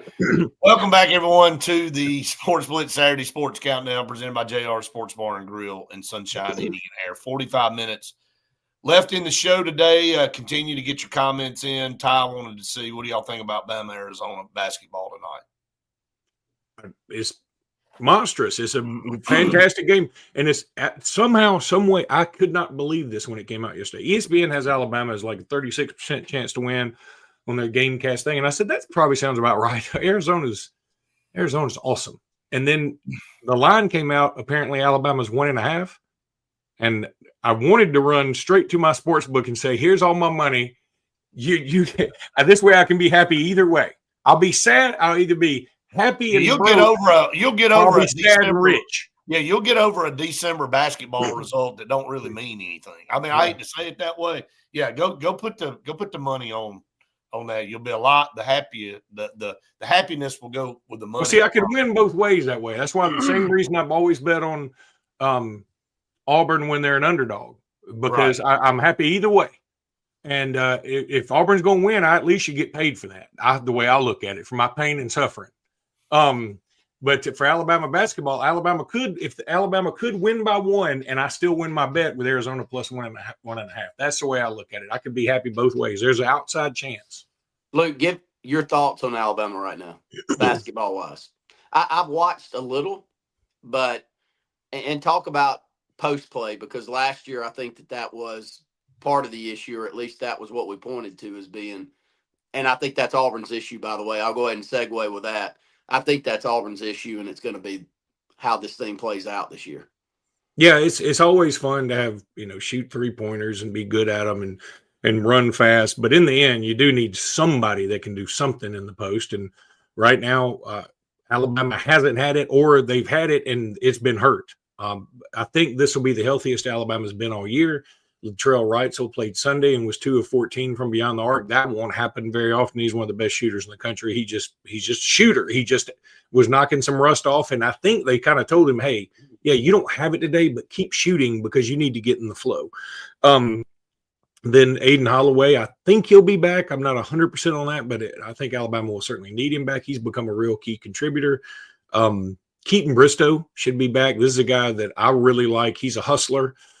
He's not going to ever wow you in the stat sheet, but if you like when I was in Vegas and I saw him up close and personal, I was like, he's bigger than I thought. And he's just around the ball a lot, like early Dennis Rodman days where you'd say, well, he had 3 rebounds and 2 blocks. What's the big deal? But when he was out there, you just noticed him. And that's the way it looks with him. He's just around the ball a lot. But I think and of course, Jaleel Bethea is back. And he had 20 some odd points Sunday. Of course, the competition needs to be factored in. I don't think he'll do that tonight. But I think it's Alabama's healthiest they've been. I watched this Arizona team dismantle Auburn. I watched them dismantle some. They've only had like 2 or 3 close games. One of them was UCLA, which is that's a rivalry game. So I throw it up in there a little bit. They went to Storrs, Connecticut, and beat Connecticut by like 8 or something or 6. And they had one other kind of mildly close game. Everybody else has been a whooping. And they've got some Michigan-type tendencies to them. I mean, they got – that Koa Pete he does not look like a freshman. He just doesn't. He might win the Heisman. How about that? In basketball. Yeah, first time a basketball player's ever won the Heisman. So Tubb said Alabama basketball is Phylon. Yeah, well, look, if Phylon were to get hurt, I think we could all – say, let's shut her down, boys. She's pumping mud. We'll check it out next year, Yeah, no doubt. I think, you play like we were talking this week about Auburn, the Michigan, and the Arizona game. Auburn's played 3 really good teams, Houston, Arizona, Michigan. They've lost all 3. The Houston game came down to the last possession. That game was in Birmingham. The other 2 were either – at a neutral site or somebody's home. Like when you go to Arizona, you're going to go – that's probably the toughest place Auburn's going to play all year. And they got dusted. You got Purdue coming up next Saturday. Can Auburn go to Indianapolis and go back to being competitive with the top-ranked teams in the country? And so we'll see. You got Chattanooga today, should take care of business in Atlanta, but Purdue's really the next test. But even if you don't win it, the reason you schedule these games – is to get prepared for the gauntlet of the SEC and to, again, you want to win them, but losing a game that's a quad one game's not hurting you as bad as you racking up a bunch of wins against, McNeese State and all that kind of junk before you get into SEC play. Well, if Houston holds suit, that's going to be one of the best games on Auburn's resume. I mean, if you can play a team that ends up top 5 in the country, and I don't think right. Auburn's not a top 5 team in the country. Well, they're a top 20 team, top 25 team. They're a top 25 team. Yeah. I think you can comfortably say that, but a top 25 team in the SEC may not even get you an SEC winning record in conference play. But, if this Auburn team, I said this, Luke, and the Auburn fan base has got to tap the brakes a little bit. No coach ever leaves when he's got his best group put together. And Bruce Pearl, he didn't exit stage left last year when he had 10 seniors and a bunch of players and going to the Final Four and winning preseason tournament championships and blah, blah, blah. He didn't leave then. And I'm not saying he left the cupboard bare for his son, but it's not to the level that he had it last year. And, if Stephen coaches this group up to 20 to 23 wins and somehow goes 10-8 in the conference in SEC, that'd have been a wonderful job. And I think that if we would have looked back and Bruce would have done that with that group, we would have thought it was a great job. So that's kind of where I am with it. I mean, a Purdue matchup's probably not a good matchup for Auburn. It's not. It's going to be a tough game. It's in Indianapolis, and Purdue just got walloped at home by Iowa State, so they're going to be on a little bit of a heater, I bet. But if Bruce, like you said, if Bruce Pearl were coaching this team, guess what? They'd have 3 losses. I mean, Stephen is not Bruce. I mean, that's okay to say. There's nothing wrong with saying that. And but that doesn't mean that Bruce would have won any of these games they played. A lot of times it's what players do you have? And Houston, Arizona, and who's the other team? Michigan, all have better players. That's the bottom line. All right, let's get a break here on the TV side. We'll come back. We got a lot more coming up. Got 30 minutes left on the show today. I'll be right back, Brett. I got to plug my phone in, okay? Okay. You got Just what leave. his car? You got a rotary. Hey, I've heard that excuse before. Hey, I'll be right back. Yeah. I'll call you right back. I mean, I gotta see a man about a dog. What are y'all doing today? Probably not much anything. Consider You're not gonna go to Atlanta for the game? No. Nope. Gonna watch the Alabama Mississippi game at noon. Just want to see how that plays out, and then I got at least 2 basketball games to go to before Little League. Well, it's like I don't know what you call it. She's on the Mambas, which is like I don't know if you call it a travel ball, but it's like so she's with the Mountain Brook group, right?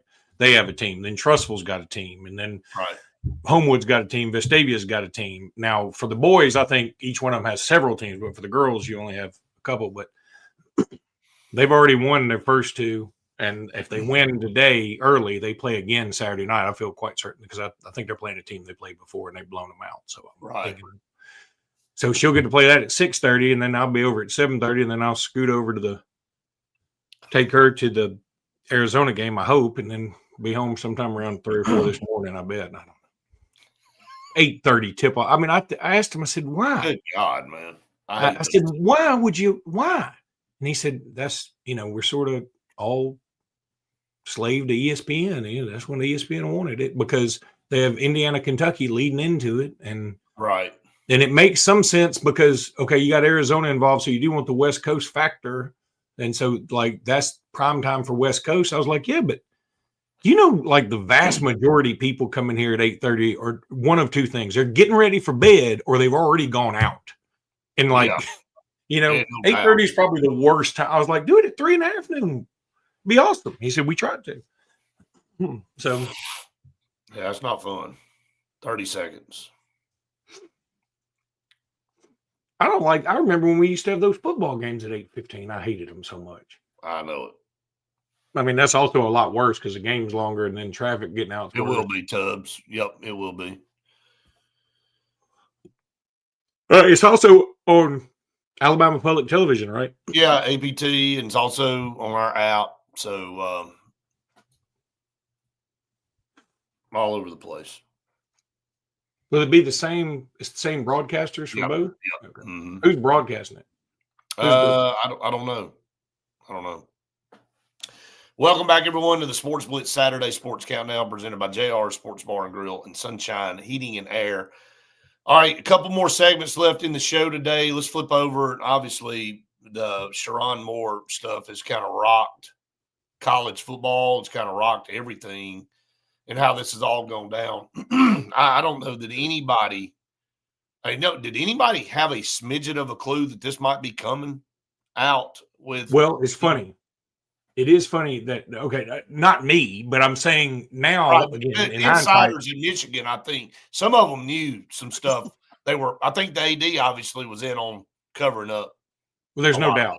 I think covering up may be the wrong word, but I think he was like, let's hold up till there's a problem. And the problem became when she ran to, I guess she wanted to break up and then he went kind of crazy. She took a bunch of receipts, like, I don't know if they were literal receipts or just proof of their relationship, and went to the powers that be. And, once you do that, it has been bothersome.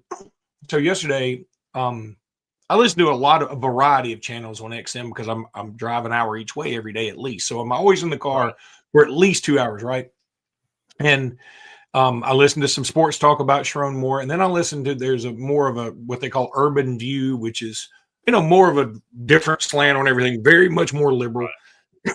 And one of the guys on there, obviously an African American guy too, was saying, well, if this was, we see Lane Kiffin running around doing whatever he wants, and he's never in trouble. And now Sharon Moore gets in a little bit of trouble, and he's fired. And I thought a couple of things. Lane Kiffin is at least rumored to have been running around a lot. We all believe that. Yeah, but to my knowledge, he never broke into anybody's house and got knives and threatened that person and himself harm when he had, a wife and 3 kids at home. We don't think that's ever happened. It may have happened, but I'm saying, forget the color of your skin, forget your nationality, forget your gender. I do vividly remember the astronaut who went from Florida to Houston with a diaper on because that white woman who was so crazy, and see, she got fired from being an astronaut. It wouldn't have mattered if she was black or Hispanic or anything else. Well, I just think it was sometimes it just transcends all Jamel Hill the said stuff. it too, Luke. Jamel, I mean, it's like immediately you go to that, and it really just discredits everything when you run to that. And it's like you come back and you go, all right, so you want to say Lane Kiffin's been running around today, and I think everybody knows that. But who's come forward and brought anything against him? Who's accused? I mean, who has brought, like you said, receipts and stuff? And who did he threaten with violence? I was getting to that. Who did he actually threaten with harm? Like either himself, the victim, whatever. I mean, everybody just kind of analyze this thing fairly? Tubbs Tiger says this will make it 10 times harder for a man of color to get a head coaching job. And I know that is the talking point. I hear what he's saying. I don't necessarily believe it to be true because I look at it like this. Again, forget the color, forget the gender, forget whatever you identify as. If you break into somebody else's house as a very prominent public figure, and then you threaten that person and then threaten your own life, to the point where your wife has to call the police and say, ping his phone, find where he is. We think he's going to kill himself. Right. Then, yeah, you're probably going to be fired from whatever job you have. And I don't know that that's going to be held against the other people that happen to share your nationality or race or religion or whatever. Right. I don't think it will be. I think people will look at this like this man had some serious problems and he needed help, and I don't care about all the other factors involved with him. He needs help, but he also needs to be fired. You can't coach 18 to 22-year-olds and tell them, hey, follow me as a leader, but do it right after I come back from threatening my mistress's house. You can't do it that way. Well, he flipped out, and the situation getting out, and him. The reason people flip out like that, obviously, is they see everything that they had going for them is completely gone now, and they don't know where to turn, and so they become desperate, and that's what this guy did. He had his whole world turned upside down. He was the head football coach at Michigan, had a pretty good season. Last year he beat Ohio State, but you play stupid games, you win stupid prizes. I don't give a dang what color you are, and like you're leading a second life basically, and you've been covering it up, and everything's been rocking and rolling, and everything. But when the tables are turned and somebody turns you in, now all of a sudden you're in panic mode and you're in damage control mode, and it got so out of control that you had no choice at that point. Now he's facing criminal charge. It's just a very bizarre situation, and I don't think it has squat to do with race at all. I think it has to do with how it went down and what took place. I really do. Honest to God, that's my true opinion on the matter. Well, and Jamel Hill and others have said other guys like Lane Kiffin get second chances. We don't know that Sharon Moore won't get a second chance. He might. That's what I'm saying. I mean, it just happened. Let's let him get punished and in trouble for the things he literally just did the other day before we talk about a second chance. Let's work through the weeds of what this is, which is a horrible situation, by the way. Why can't we just say, why can't we just look at it objectively and say, I don't care what race you are, that was horrible. From a more, like, we get caught up in other things and trying to make excuses for why somebody gets this or why somebody doesn't get this. How about just look at the situation and go, man, that's just bad. Well, we got to do to correct the problem. here's the other thing. Nobody is even worried, and nobody's really even gotten onto him. Like the infidelity side of it, I think most of us go, okay, that's between him and his wife and whoever this other woman is. Okay. The thing that bothers me the most of all is okay, he threatened her and threatened himself. That tells me he cannot be in a leadership position. Again, I don't care where he's from, who he is. You can't do that. And then, I mean, but just like Woody Hayes once punched a Clemson player, guess what he did? Ohio State loved him. He was an older white dude, but even in the 70s when it happened, they had to fire him. You can't do that under any circumstance. You can't break into somebody's house, and what's funny to me, they keep saying he grabbed a butter knife and threatened everybody. And I'm like, that doesn't, maybe he was not trying to be as violent as we thought. I don't know. But have you seen him like these courtroom pictures recently? It is weird. It's almost like they're treating him like Hannibal Lecter in a way. I mean, he must be a real harm to himself because, and I assume when your whole life comes crumbling down like that, it's got to be rough. I do feel for him a little bit. I promise you. But maybe he will get another coaching job in 3, 4, 5 years. And if he does turn it around, I'm hopeful he does. But it doesn't excuse the fact of what he just did. Yeah, he basically, again, when you look at it from, like you said, when you go past certain, like if you get fired for an inappropriate relationship, that's one thing. But when you take it to the next level of running around and threatening people and all that, now you're in a whole different ball game, and you got to address things differently. And like you said, you make the bed you lay in, no pun intended. And he's having to deal with this, and the court system all will figure it out. And then where will he land? Will he land anywhere moving forward? That time will tell. So we'll see. All right, we'll take a break here on the show. Got a couple segments coming up here on the Saturday Sports Countdown right after this. He will either coach again or write a book. Those are his options. Or there's going to be a movie done about it. I would go see that movie. Is that the Blair Witch Project over there?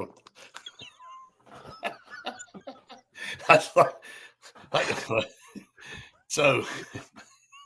Now he said, "I'll be right back. Now I got to go charge my computer too." Everybody, did you watch that movie when it came out? Blair Witch? Oh yeah, that's the worst.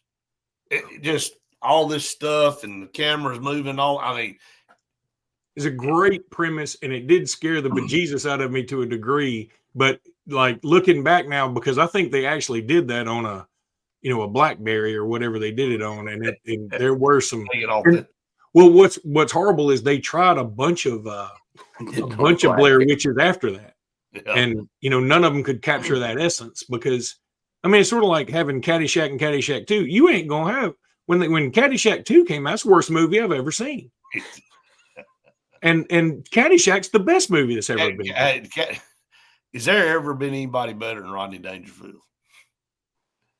No, never. That's the funniest son of a gun. He is so good. Well, Tony Brownberg says, I wonder what Luke would do on the off chance Tulane and JMU go all the way to the national championship. I would say I would probably float into Lucy in the Sky with Diamonds because I'm also going to be in an imaginary world. Neither one of these teams has a chance, a snowball's chance. And Sharon Moore has a better chance of coaching Michigan next year than Tulane and JMU do of winning this national championship. Nobody wants to see them. Please quit telling me that you love a Cinderella story because it's so much different than basketball. Nobody wants to see that. How much better would this bracket be if Texas and Vanderbilt were in it, or Notre Dame and Texas, or Notre Dame and Vanderbilt? How much more fun would it be? Who wants to watch Oregon JMU? Raise your hand. Nobody. No, I don't. I do not. I'd rather watch Oregon play Dolly Madison than James Madison. All right, we got 30 seconds. Yeah, Justin, I saw that about. Was that Joey Behar or whatever? God bless some of these people. Well, I mean, I'm sorry. You know what?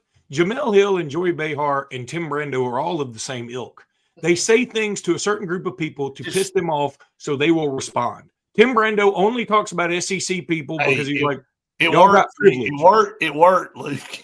I know it works. All right. That's what makes me even madder is I'm like, damn it, y'all figured out the code. Welcome back, everyone, to the Saturday Sports Countdown presented by JR Sports Bar and Grill, Sunshine Heating and Air. I've been meaning to get on you a little bit, Luke, because every time I pull up X, you're firing. You have fired more shots back than the British have back in the Revolution. It is one shot over the bow after. And I'm like, I can't help it. Not gotten off X since the playoffs were announced. Like, it's been on 24 hours. Every got to be on patrol, baby. Even finally said, it's a war, Brett. Like, take a risk. It's a war, Brett. It's a war, Brett. We got to get out there. We got to get on the front line. You can't have any cannonballs left. You've already fired them. I'm just I'm throwing wadded up paper at them. I'm doing paper clips. I'm giving it all I got. Yeah, I'm just saying, man. I that's one of the things that and look, rightfully so. I mean, you feel like the defense of Alabama being in the playoff, and it's justified. I mean, because the year before, on the outside looking in, this year it was very similar, and you get in and. Notre Dame's whining now, and they didn't get in and all that. Like, I have zero remorse for them. I mean, they don't even play in it. They just sit at home and wait for everybody. Now they've got this thing. Is this real? Is this true about them working their way into the top 12 like next year? How do they do that? How can they do that? Well, why does everybody bow down and just say, well, Notre Dame's pissed off that they get everything they want? What creature is that in all the comments? It's just a bunch of idiots, man. What? I don't know what that is. It's a gorilla. Walking. Which one of us is a walking gorilla? I don't know, but it's a troll. It's junk. All right, now, all right. So you gave relevance to whoever this.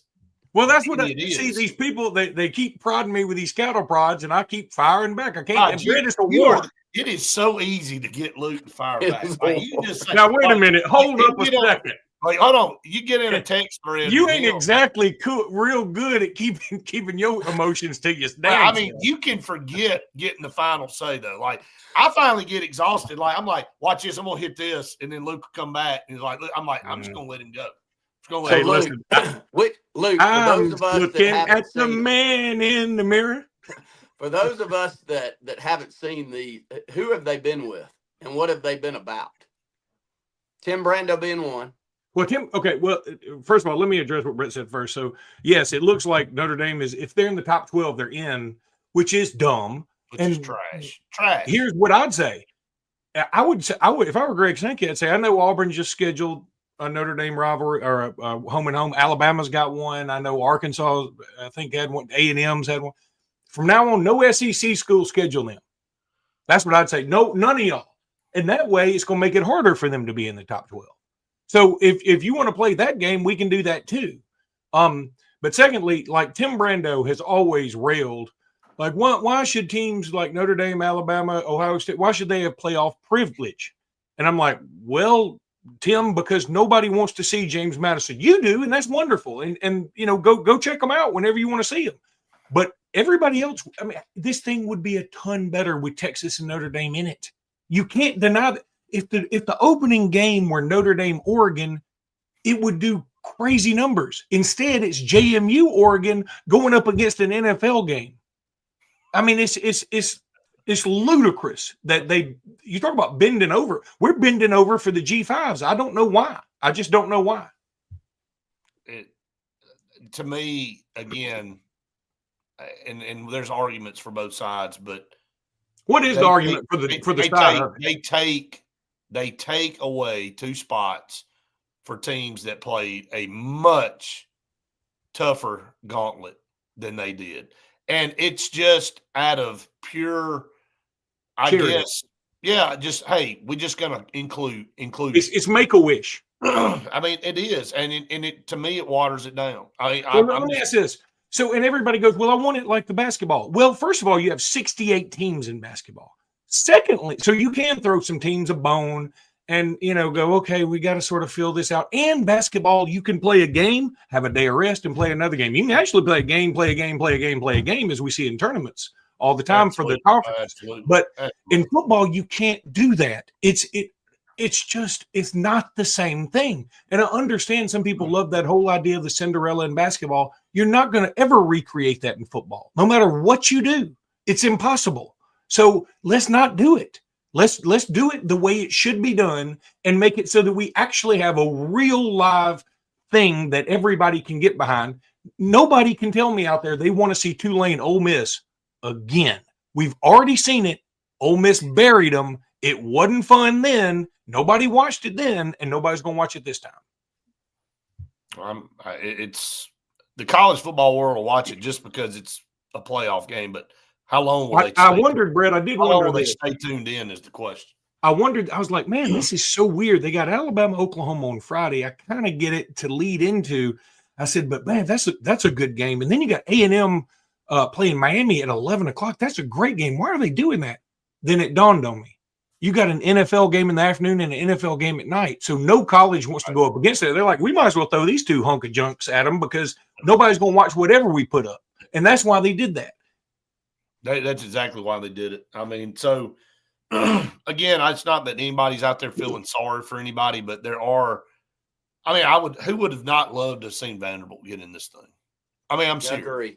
I mean, and why can't they be your Cinderella? Why can't Vanderbilt play in the place of Tulane? Why can't Vanderbilt play in the place of James Madison? They played much tougher competition, and this is the first time in a century that Vanderbilt's had a chance to do anything in football. So literally a once in maybe two lifetime situations for Vanderbilt fans, and they just get to go to a bowl game. They went 10-2 in the SEC, and the fact that they don't get into a playoff, a 12-team playoff, is asinine to me. I'm sorry. I agree. And Texas has an argument, and Alabama's argument that worked out in their favor is valid. The only reason they've got to the 3 losses is because they had to go play in a championship game and they beat Vandy head-to-head. So all the arguments are valid.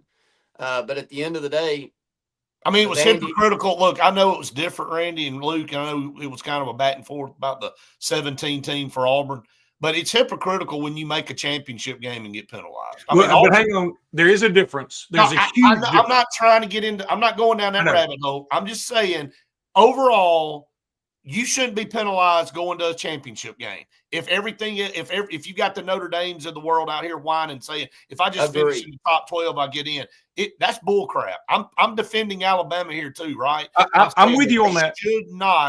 It shouldn't matter because that conference decided they wanted to have a championship game, and now you're going to include that in what you decide against somebody else sitting over here going, okay, I didn't have to play in one or didn't have to play as tough a schedule. I just think it's crap. I mean, well, that's when you had 4 teams, it was almost impossible to do it another way. I mean, I don't know. I get it. I know it was a different situation. With 12 teams, both that Georgia team that was left out, the Florida State left out, the Auburn in 17 left out, they all would have made. By the way, the Baylor and TCU teams in the first one ever in 14 would have both made it.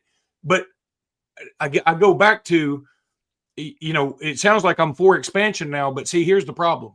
We expanded it to 12, and immediately everybody's like, we need to go to 16. And then when we go to 16, somebody will say, well, we can't leave out, Frederick State over there. They did pretty good. Quit doing all this automatic crap and take the top 12 best teams.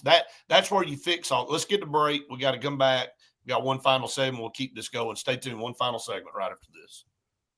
No, but I mean, seriously, if you want the best 12, quit putting automatic bid stuff in there. Like the ACC stuff, everybody's whining about, they created those rules. The ACC did all that. So they don't have anything. They don't have anybody to blame but themselves. But, giving an automatic bid, I see why you get an automatic bid for winning your conference, whatever. But just, hey, look, man, one year that conference may have way better teams than another conference. Got to go to a Power 4. I'm all for Power 5 play their own championship game. That's the way to do it. And It would be hey, fun. what about James Madison and Tulane playing in their own playoff? Don't think Should. people wouldn't like to watch that Oh, too? yeah. And they would We'd have watch like, it and bet on it. yes, man. And then you go, I got a legit chance of going and winning something rather than, okay, I had to do above and beyond just to get a shot to get in as the 12 seed and then go get my brains beat out. Like, go play in your own 12-team playoff over here and see what happens. You know, I had somebody pose this to me this week, and we ain't got time to go into it all the way, but the classifications for the high school, we didn't get into that today because they've postponed it to January, and we've got plenty of time over the next several weeks to talk about it. But there's such a discrepancy from the top of classifications to the bottoms. Why not divide the classifications in half, have a 6A and a 6B? You can play everybody. You have more championship games, but they've expanded. It's talking about expansion. Hey, but the top 30 of 6A are closer than the top 60, right? So, like, it gives everybody more of an opportunity, even within the class, to have a chance. You can play anybody you want to during the regular season. You can go play a 7A team, you can play a 5A team, whatever. I'm just using 6A as a hypothetical. 1A is the worst. The top team in 1A with the amount of students versus the bottom team in 1A, it's almost impossible. Like, you're going, that team's got like 28 to 30 kids, and the top of 1A has 140. And I know that doesn't seem like a lot, but it is massive. And that's 30 kids. That's not even 30 boys. That's 30 kids. Like, they have no chance. They might have a better chance against a team that maybe only has 50. What's that? Give the brief summary of what's going on with the private schools, though, Brett. They don't want the multiplier and the competitive balance at the same time. But, you know, when you look at it, how many teams, like 3A was an all private school championship this year, Bayside and Mars Hill. I mean, you can go down the list. Somebody made a list of how many private schools made it to the quarterfinals and beyond, and it was a lot of them. I mean, I don't have a right answer. I don't think anybody does. We got 15 seconds coming back. I don't know but there's such a big discrepancy from the top of one class to the bottom. It just makes it tough. And I got one more thing to say about that. And people can say right or wrong, they can agree or disagree, but everybody I've talked to has agreed with this, and it's not a shot at any school. All right, welcome back, everyone, to the Sports Blitz Saturday Sports Countdown presented by JR Sports Bar and Grill, Sunshine Heating and Air. One final segment. A lot of things that we're mixing up to talk about. But in the break, we were talking about the reclassification of high school and all. Everybody was tired of seeing Phoenix City and Thompson in a championship game. And so HSA flips it around and makes the regions cross over and play. And you get Phoenix City and Thompson in the semifinal rather than the final. And it was a 1-point game. It was a good game. It was about what everybody figured. But the fatigue of Phoenix City and Thompson playing was obviously the talk was getting too loud to bear, so they wanted to switch things up. No cut against Opelika. You know we love Opelika. We play them. They're our rival. They're a good football team, good football program, as rabid as we are in Alex City.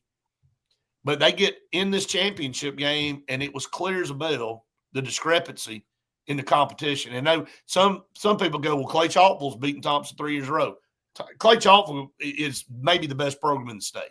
I'd say this all the time. 6A is the hardest classification, top to bottom. There's discrepancy in 7A is so great. Like, you can say you don't want Phoenix City and Thompson to not play, but guess what? They're always on a collision course. The last 5 years, it's just inevitable because they have the best two programs.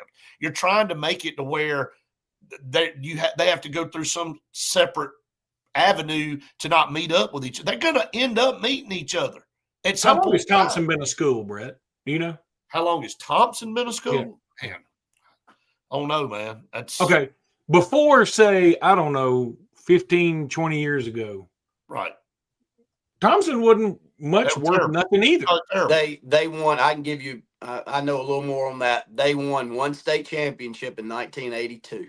Okay, so my point is that I get so tired of. I'm tired of seeing these same two. Tired of seeing Tom Brady in the Super Bowl. Well, then somebody beat him. Go get you a quarterback. I mean, Go get you. Thompson pulled themselves up by their bootstraps, and they said, "Okay, we're going to start, getting every advantage we can get." And God bless them, they do. And now they also have great facilities. They probably have some wealthy donors. They probably have all that stuff. Hoover does too. Central Phoenix City does too. And they said we're going to start catering to get more athletes in here, because if we up our athletics, then that sort of ups our visibility and it ups everything. So I'm so tired of everybody saying, well, we just got to make it so my team, which isn't as good and doesn't try as hard, can win a title. That's so irritating to me. I mean, what? It's just like JMU and Alabama and all. Why should JMU get all the same benefits of Alabama and Auburn when Alabama and Auburn contribute so much more? And if you put JMU on a Saturday night game in the middle of the college football season, and you put Alabama versus somebody and Auburn versus somebody, the TV rankings will be Alabama, then Auburn, then a monster gap, and then JMU. So I'm saying they're not the same thing. Quit saying, I mean, it's so irritating to me that everybody's like, we're tired of Thompson and Phoenix City. Have you ever watched one of their games? They're fun. I don't pull for either one of them. I just have fun watching them. We said it, and let's wrap up here. We'll stay on for a couple more minutes after. Going to go ahead and sign off for TV again. We appreciate everybody that watches us statewide on Charter Channel 701, Channel 80. We'll be back with you next week for more of the Saturday Sports Countdown. All of you have a great weekend. We'll see you next week.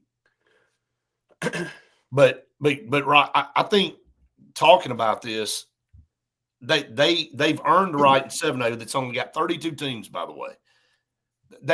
There's no way to fix that. They're going to find a way to get to each other. It's inevitable, okay?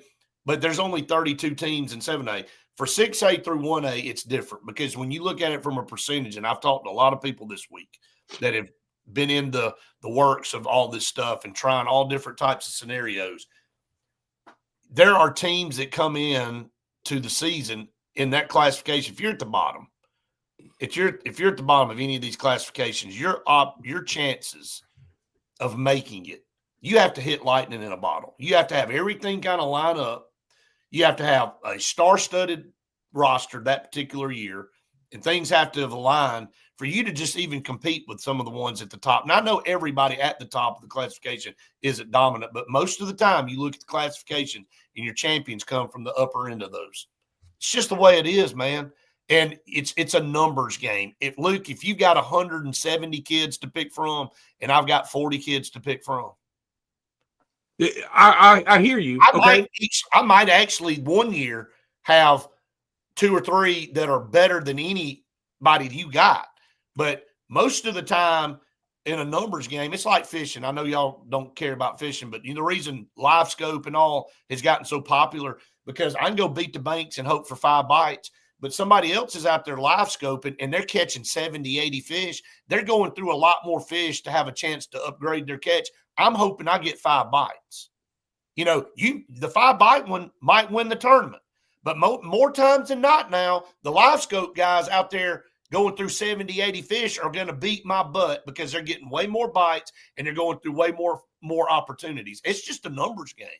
I agree it's a numbers game, but then I think what you do is you got to look at it and say, okay, instead of us trying to chase lightning in a bottle, let's have a 5-year plan. Let's say that my team that only has 40 kids right now, we get our community together and say, okay, first thing we need to do to have more people, to have more kids, we got to attract business. We got to make it more friendly for businesses to come in here, so that those people who have children will come here, and then their kids will contribute athletically. And then what that does is begin to feed off each other. So I'm saying that instead of, I just feel like we always try and dumb down the competition instead of raise up the teams that have done the most and look at their blueprint. Thompson didn't just become an overnight sensation. They worked really hard to get where they are. Hoover, the same thing. I know people look at it like private schools may be a little different, because what you can say is, well, I'm just going to give a scholarship to Caleb Holt and, Trevor Lacey and a bunch of other DeMarcus Cousins, and y'all come on over here. That can be a little different. But I'm saying for the most part, these public schools, instead of trying to catch lightning in a bottle, try to improve your whole situation, make yourself more marketable. And then in a few years, you will be good. And it's also more fun to do it that way, to actually build up and create a foundation. Another thing that always gets me, and I took this as an Alabama fan, like somebody said, well, we always see Alabama and Georgia in the SEC title game. And I know she wasn't insulting it. I know what she was saying, but part of me is like, well, guess what? When Alabama doesn't make the SEC championship game, you know what everybody goes, what in the world's wrong with Alabama? God, y'all must suck. I can't believe it. Well, because we didn't make it one year. We make it about every year. And when we do make it, you say we make it too much. So, I mean, we can't win. So what you need to do is quit worrying about those people. And you just keep winning. And, I know we all knew Wadley and Maplesville were going to play for the 1A title. There wasn't anybody that could hang with them. But is that Wadley and Maplesville's fault that the other teams aren't good? Or is it's not being critical of the teams that deserve it. It's not. But it basically, the argument on some of these lower classifications, again, it's tougher. Like 7A, even if you're at the bottom of 7A, the top 7A, I mean, you still have a lot of kids to pull from. You do. I don't mind your 1A, 1B thing, though. I don't mind that. I think it's I just think I don't. Let me throw one quick comment, and then I got to head out. I'm heading to Montgomery for my 18th basketball game this week. But speaking of trying to get kids into your community to make your program a little bit better, the dynamic that's holding everything up, though, that's about to be a sticky wicket's the private school and public. It's coming to a head, and I don't know anybody within the organization that wants to see the private schools not be able to compete with the public, but it's becoming an argument back and forth that nobody has a good answer for. Well, Randy, here's the thing: they all got out of AISA to go to AHSA because they were looking for competition. But now they're going are you going to go back? And then who are you going to play? Like, what public school is going to want to line up and play them during the regular season? Now you've gone right back. You've gone right back to the organization that you left that almost dissipated completely. This is the reason that the next couple of months going to be really interesting, and the three of us have nothing to do with it. There's boards that make this decision. We just talk about it. So I don't have an answer, but I'm kind of glad it's coming to a head, though. Make a decision. Hey, I've talked to some private school people that don't want to leave the HSA, by the way. I bet they don't. I mean, I can name a few. Well, here's the best example I can give from this past school year. Montgomery Academy is a 3A team in Montgomery. Luke went to a school that was also one of the best soccer programs in the state, in Indian Springs. Montgomery Academy's boys, that's a 3A school, beat Oak Mountain in soccer in the soccer championship. It's the first time Oak Mountain's lost in 3 years in soccer. They have that competitive balance has bumped them up 4 classifications, and they won the state championship. And they're still winning. Imagine them playing in 3A. Well, what about Bayside's girls in volleyball, Randy? That's my point is like how many they won 19 in a row? How many more you got to win? And Luke, y'all maybe Sela hasn't gotten to the point where you go and travel in Mountain Brooks playing the Montgomery schools in soccer yet. It's coming though. Oh, I know. Because we're already playing that group. Yeah. And I'm telling you right now, if they played in 3A, the group that I see Cecilia and them play, hell, they'll never lose a game. Yeah. The girls' team. There's only a couple of them that are the Auburns and Mountain Brooks, and they can even give them a game. Yeah. So your arguments, you want to get out of the competitive balance? Are you kidding? Like, they'll never. I think that's crazy too. Why can't we do it like a relegation thing where if you win 5A, they're complaining. I think they're saying it's competitive balance and multiplier combined. Well, you need the multiplier too, because I think the only argument that they currently have for the multiplier is the public schools are doing it too, and I get it. That is true. And I'm not a hypocrite there. That is 1,000% true. Correct. Yes. So if you're down in Mobile and you're at Mobile Christian and St. Paul's and McGill, and you're going, okay, are you telling me nobody's moving into Spanish Fort and Saraland and these schools because they want to play sports? And that's the reason you're giving me the multiplier. I mean, let's don't all be hypocrites. But that's the other thing. You look, the bottom line is everything's got a lifespan. We've probably about screwed this up and squeezed this orange as much as we can. We better all get ready to follow something else for too terribly long. All right, y'all. I enjoyed But it. I'm gone guys. too. We'll see See y'all. y'all. Bye, man. I see.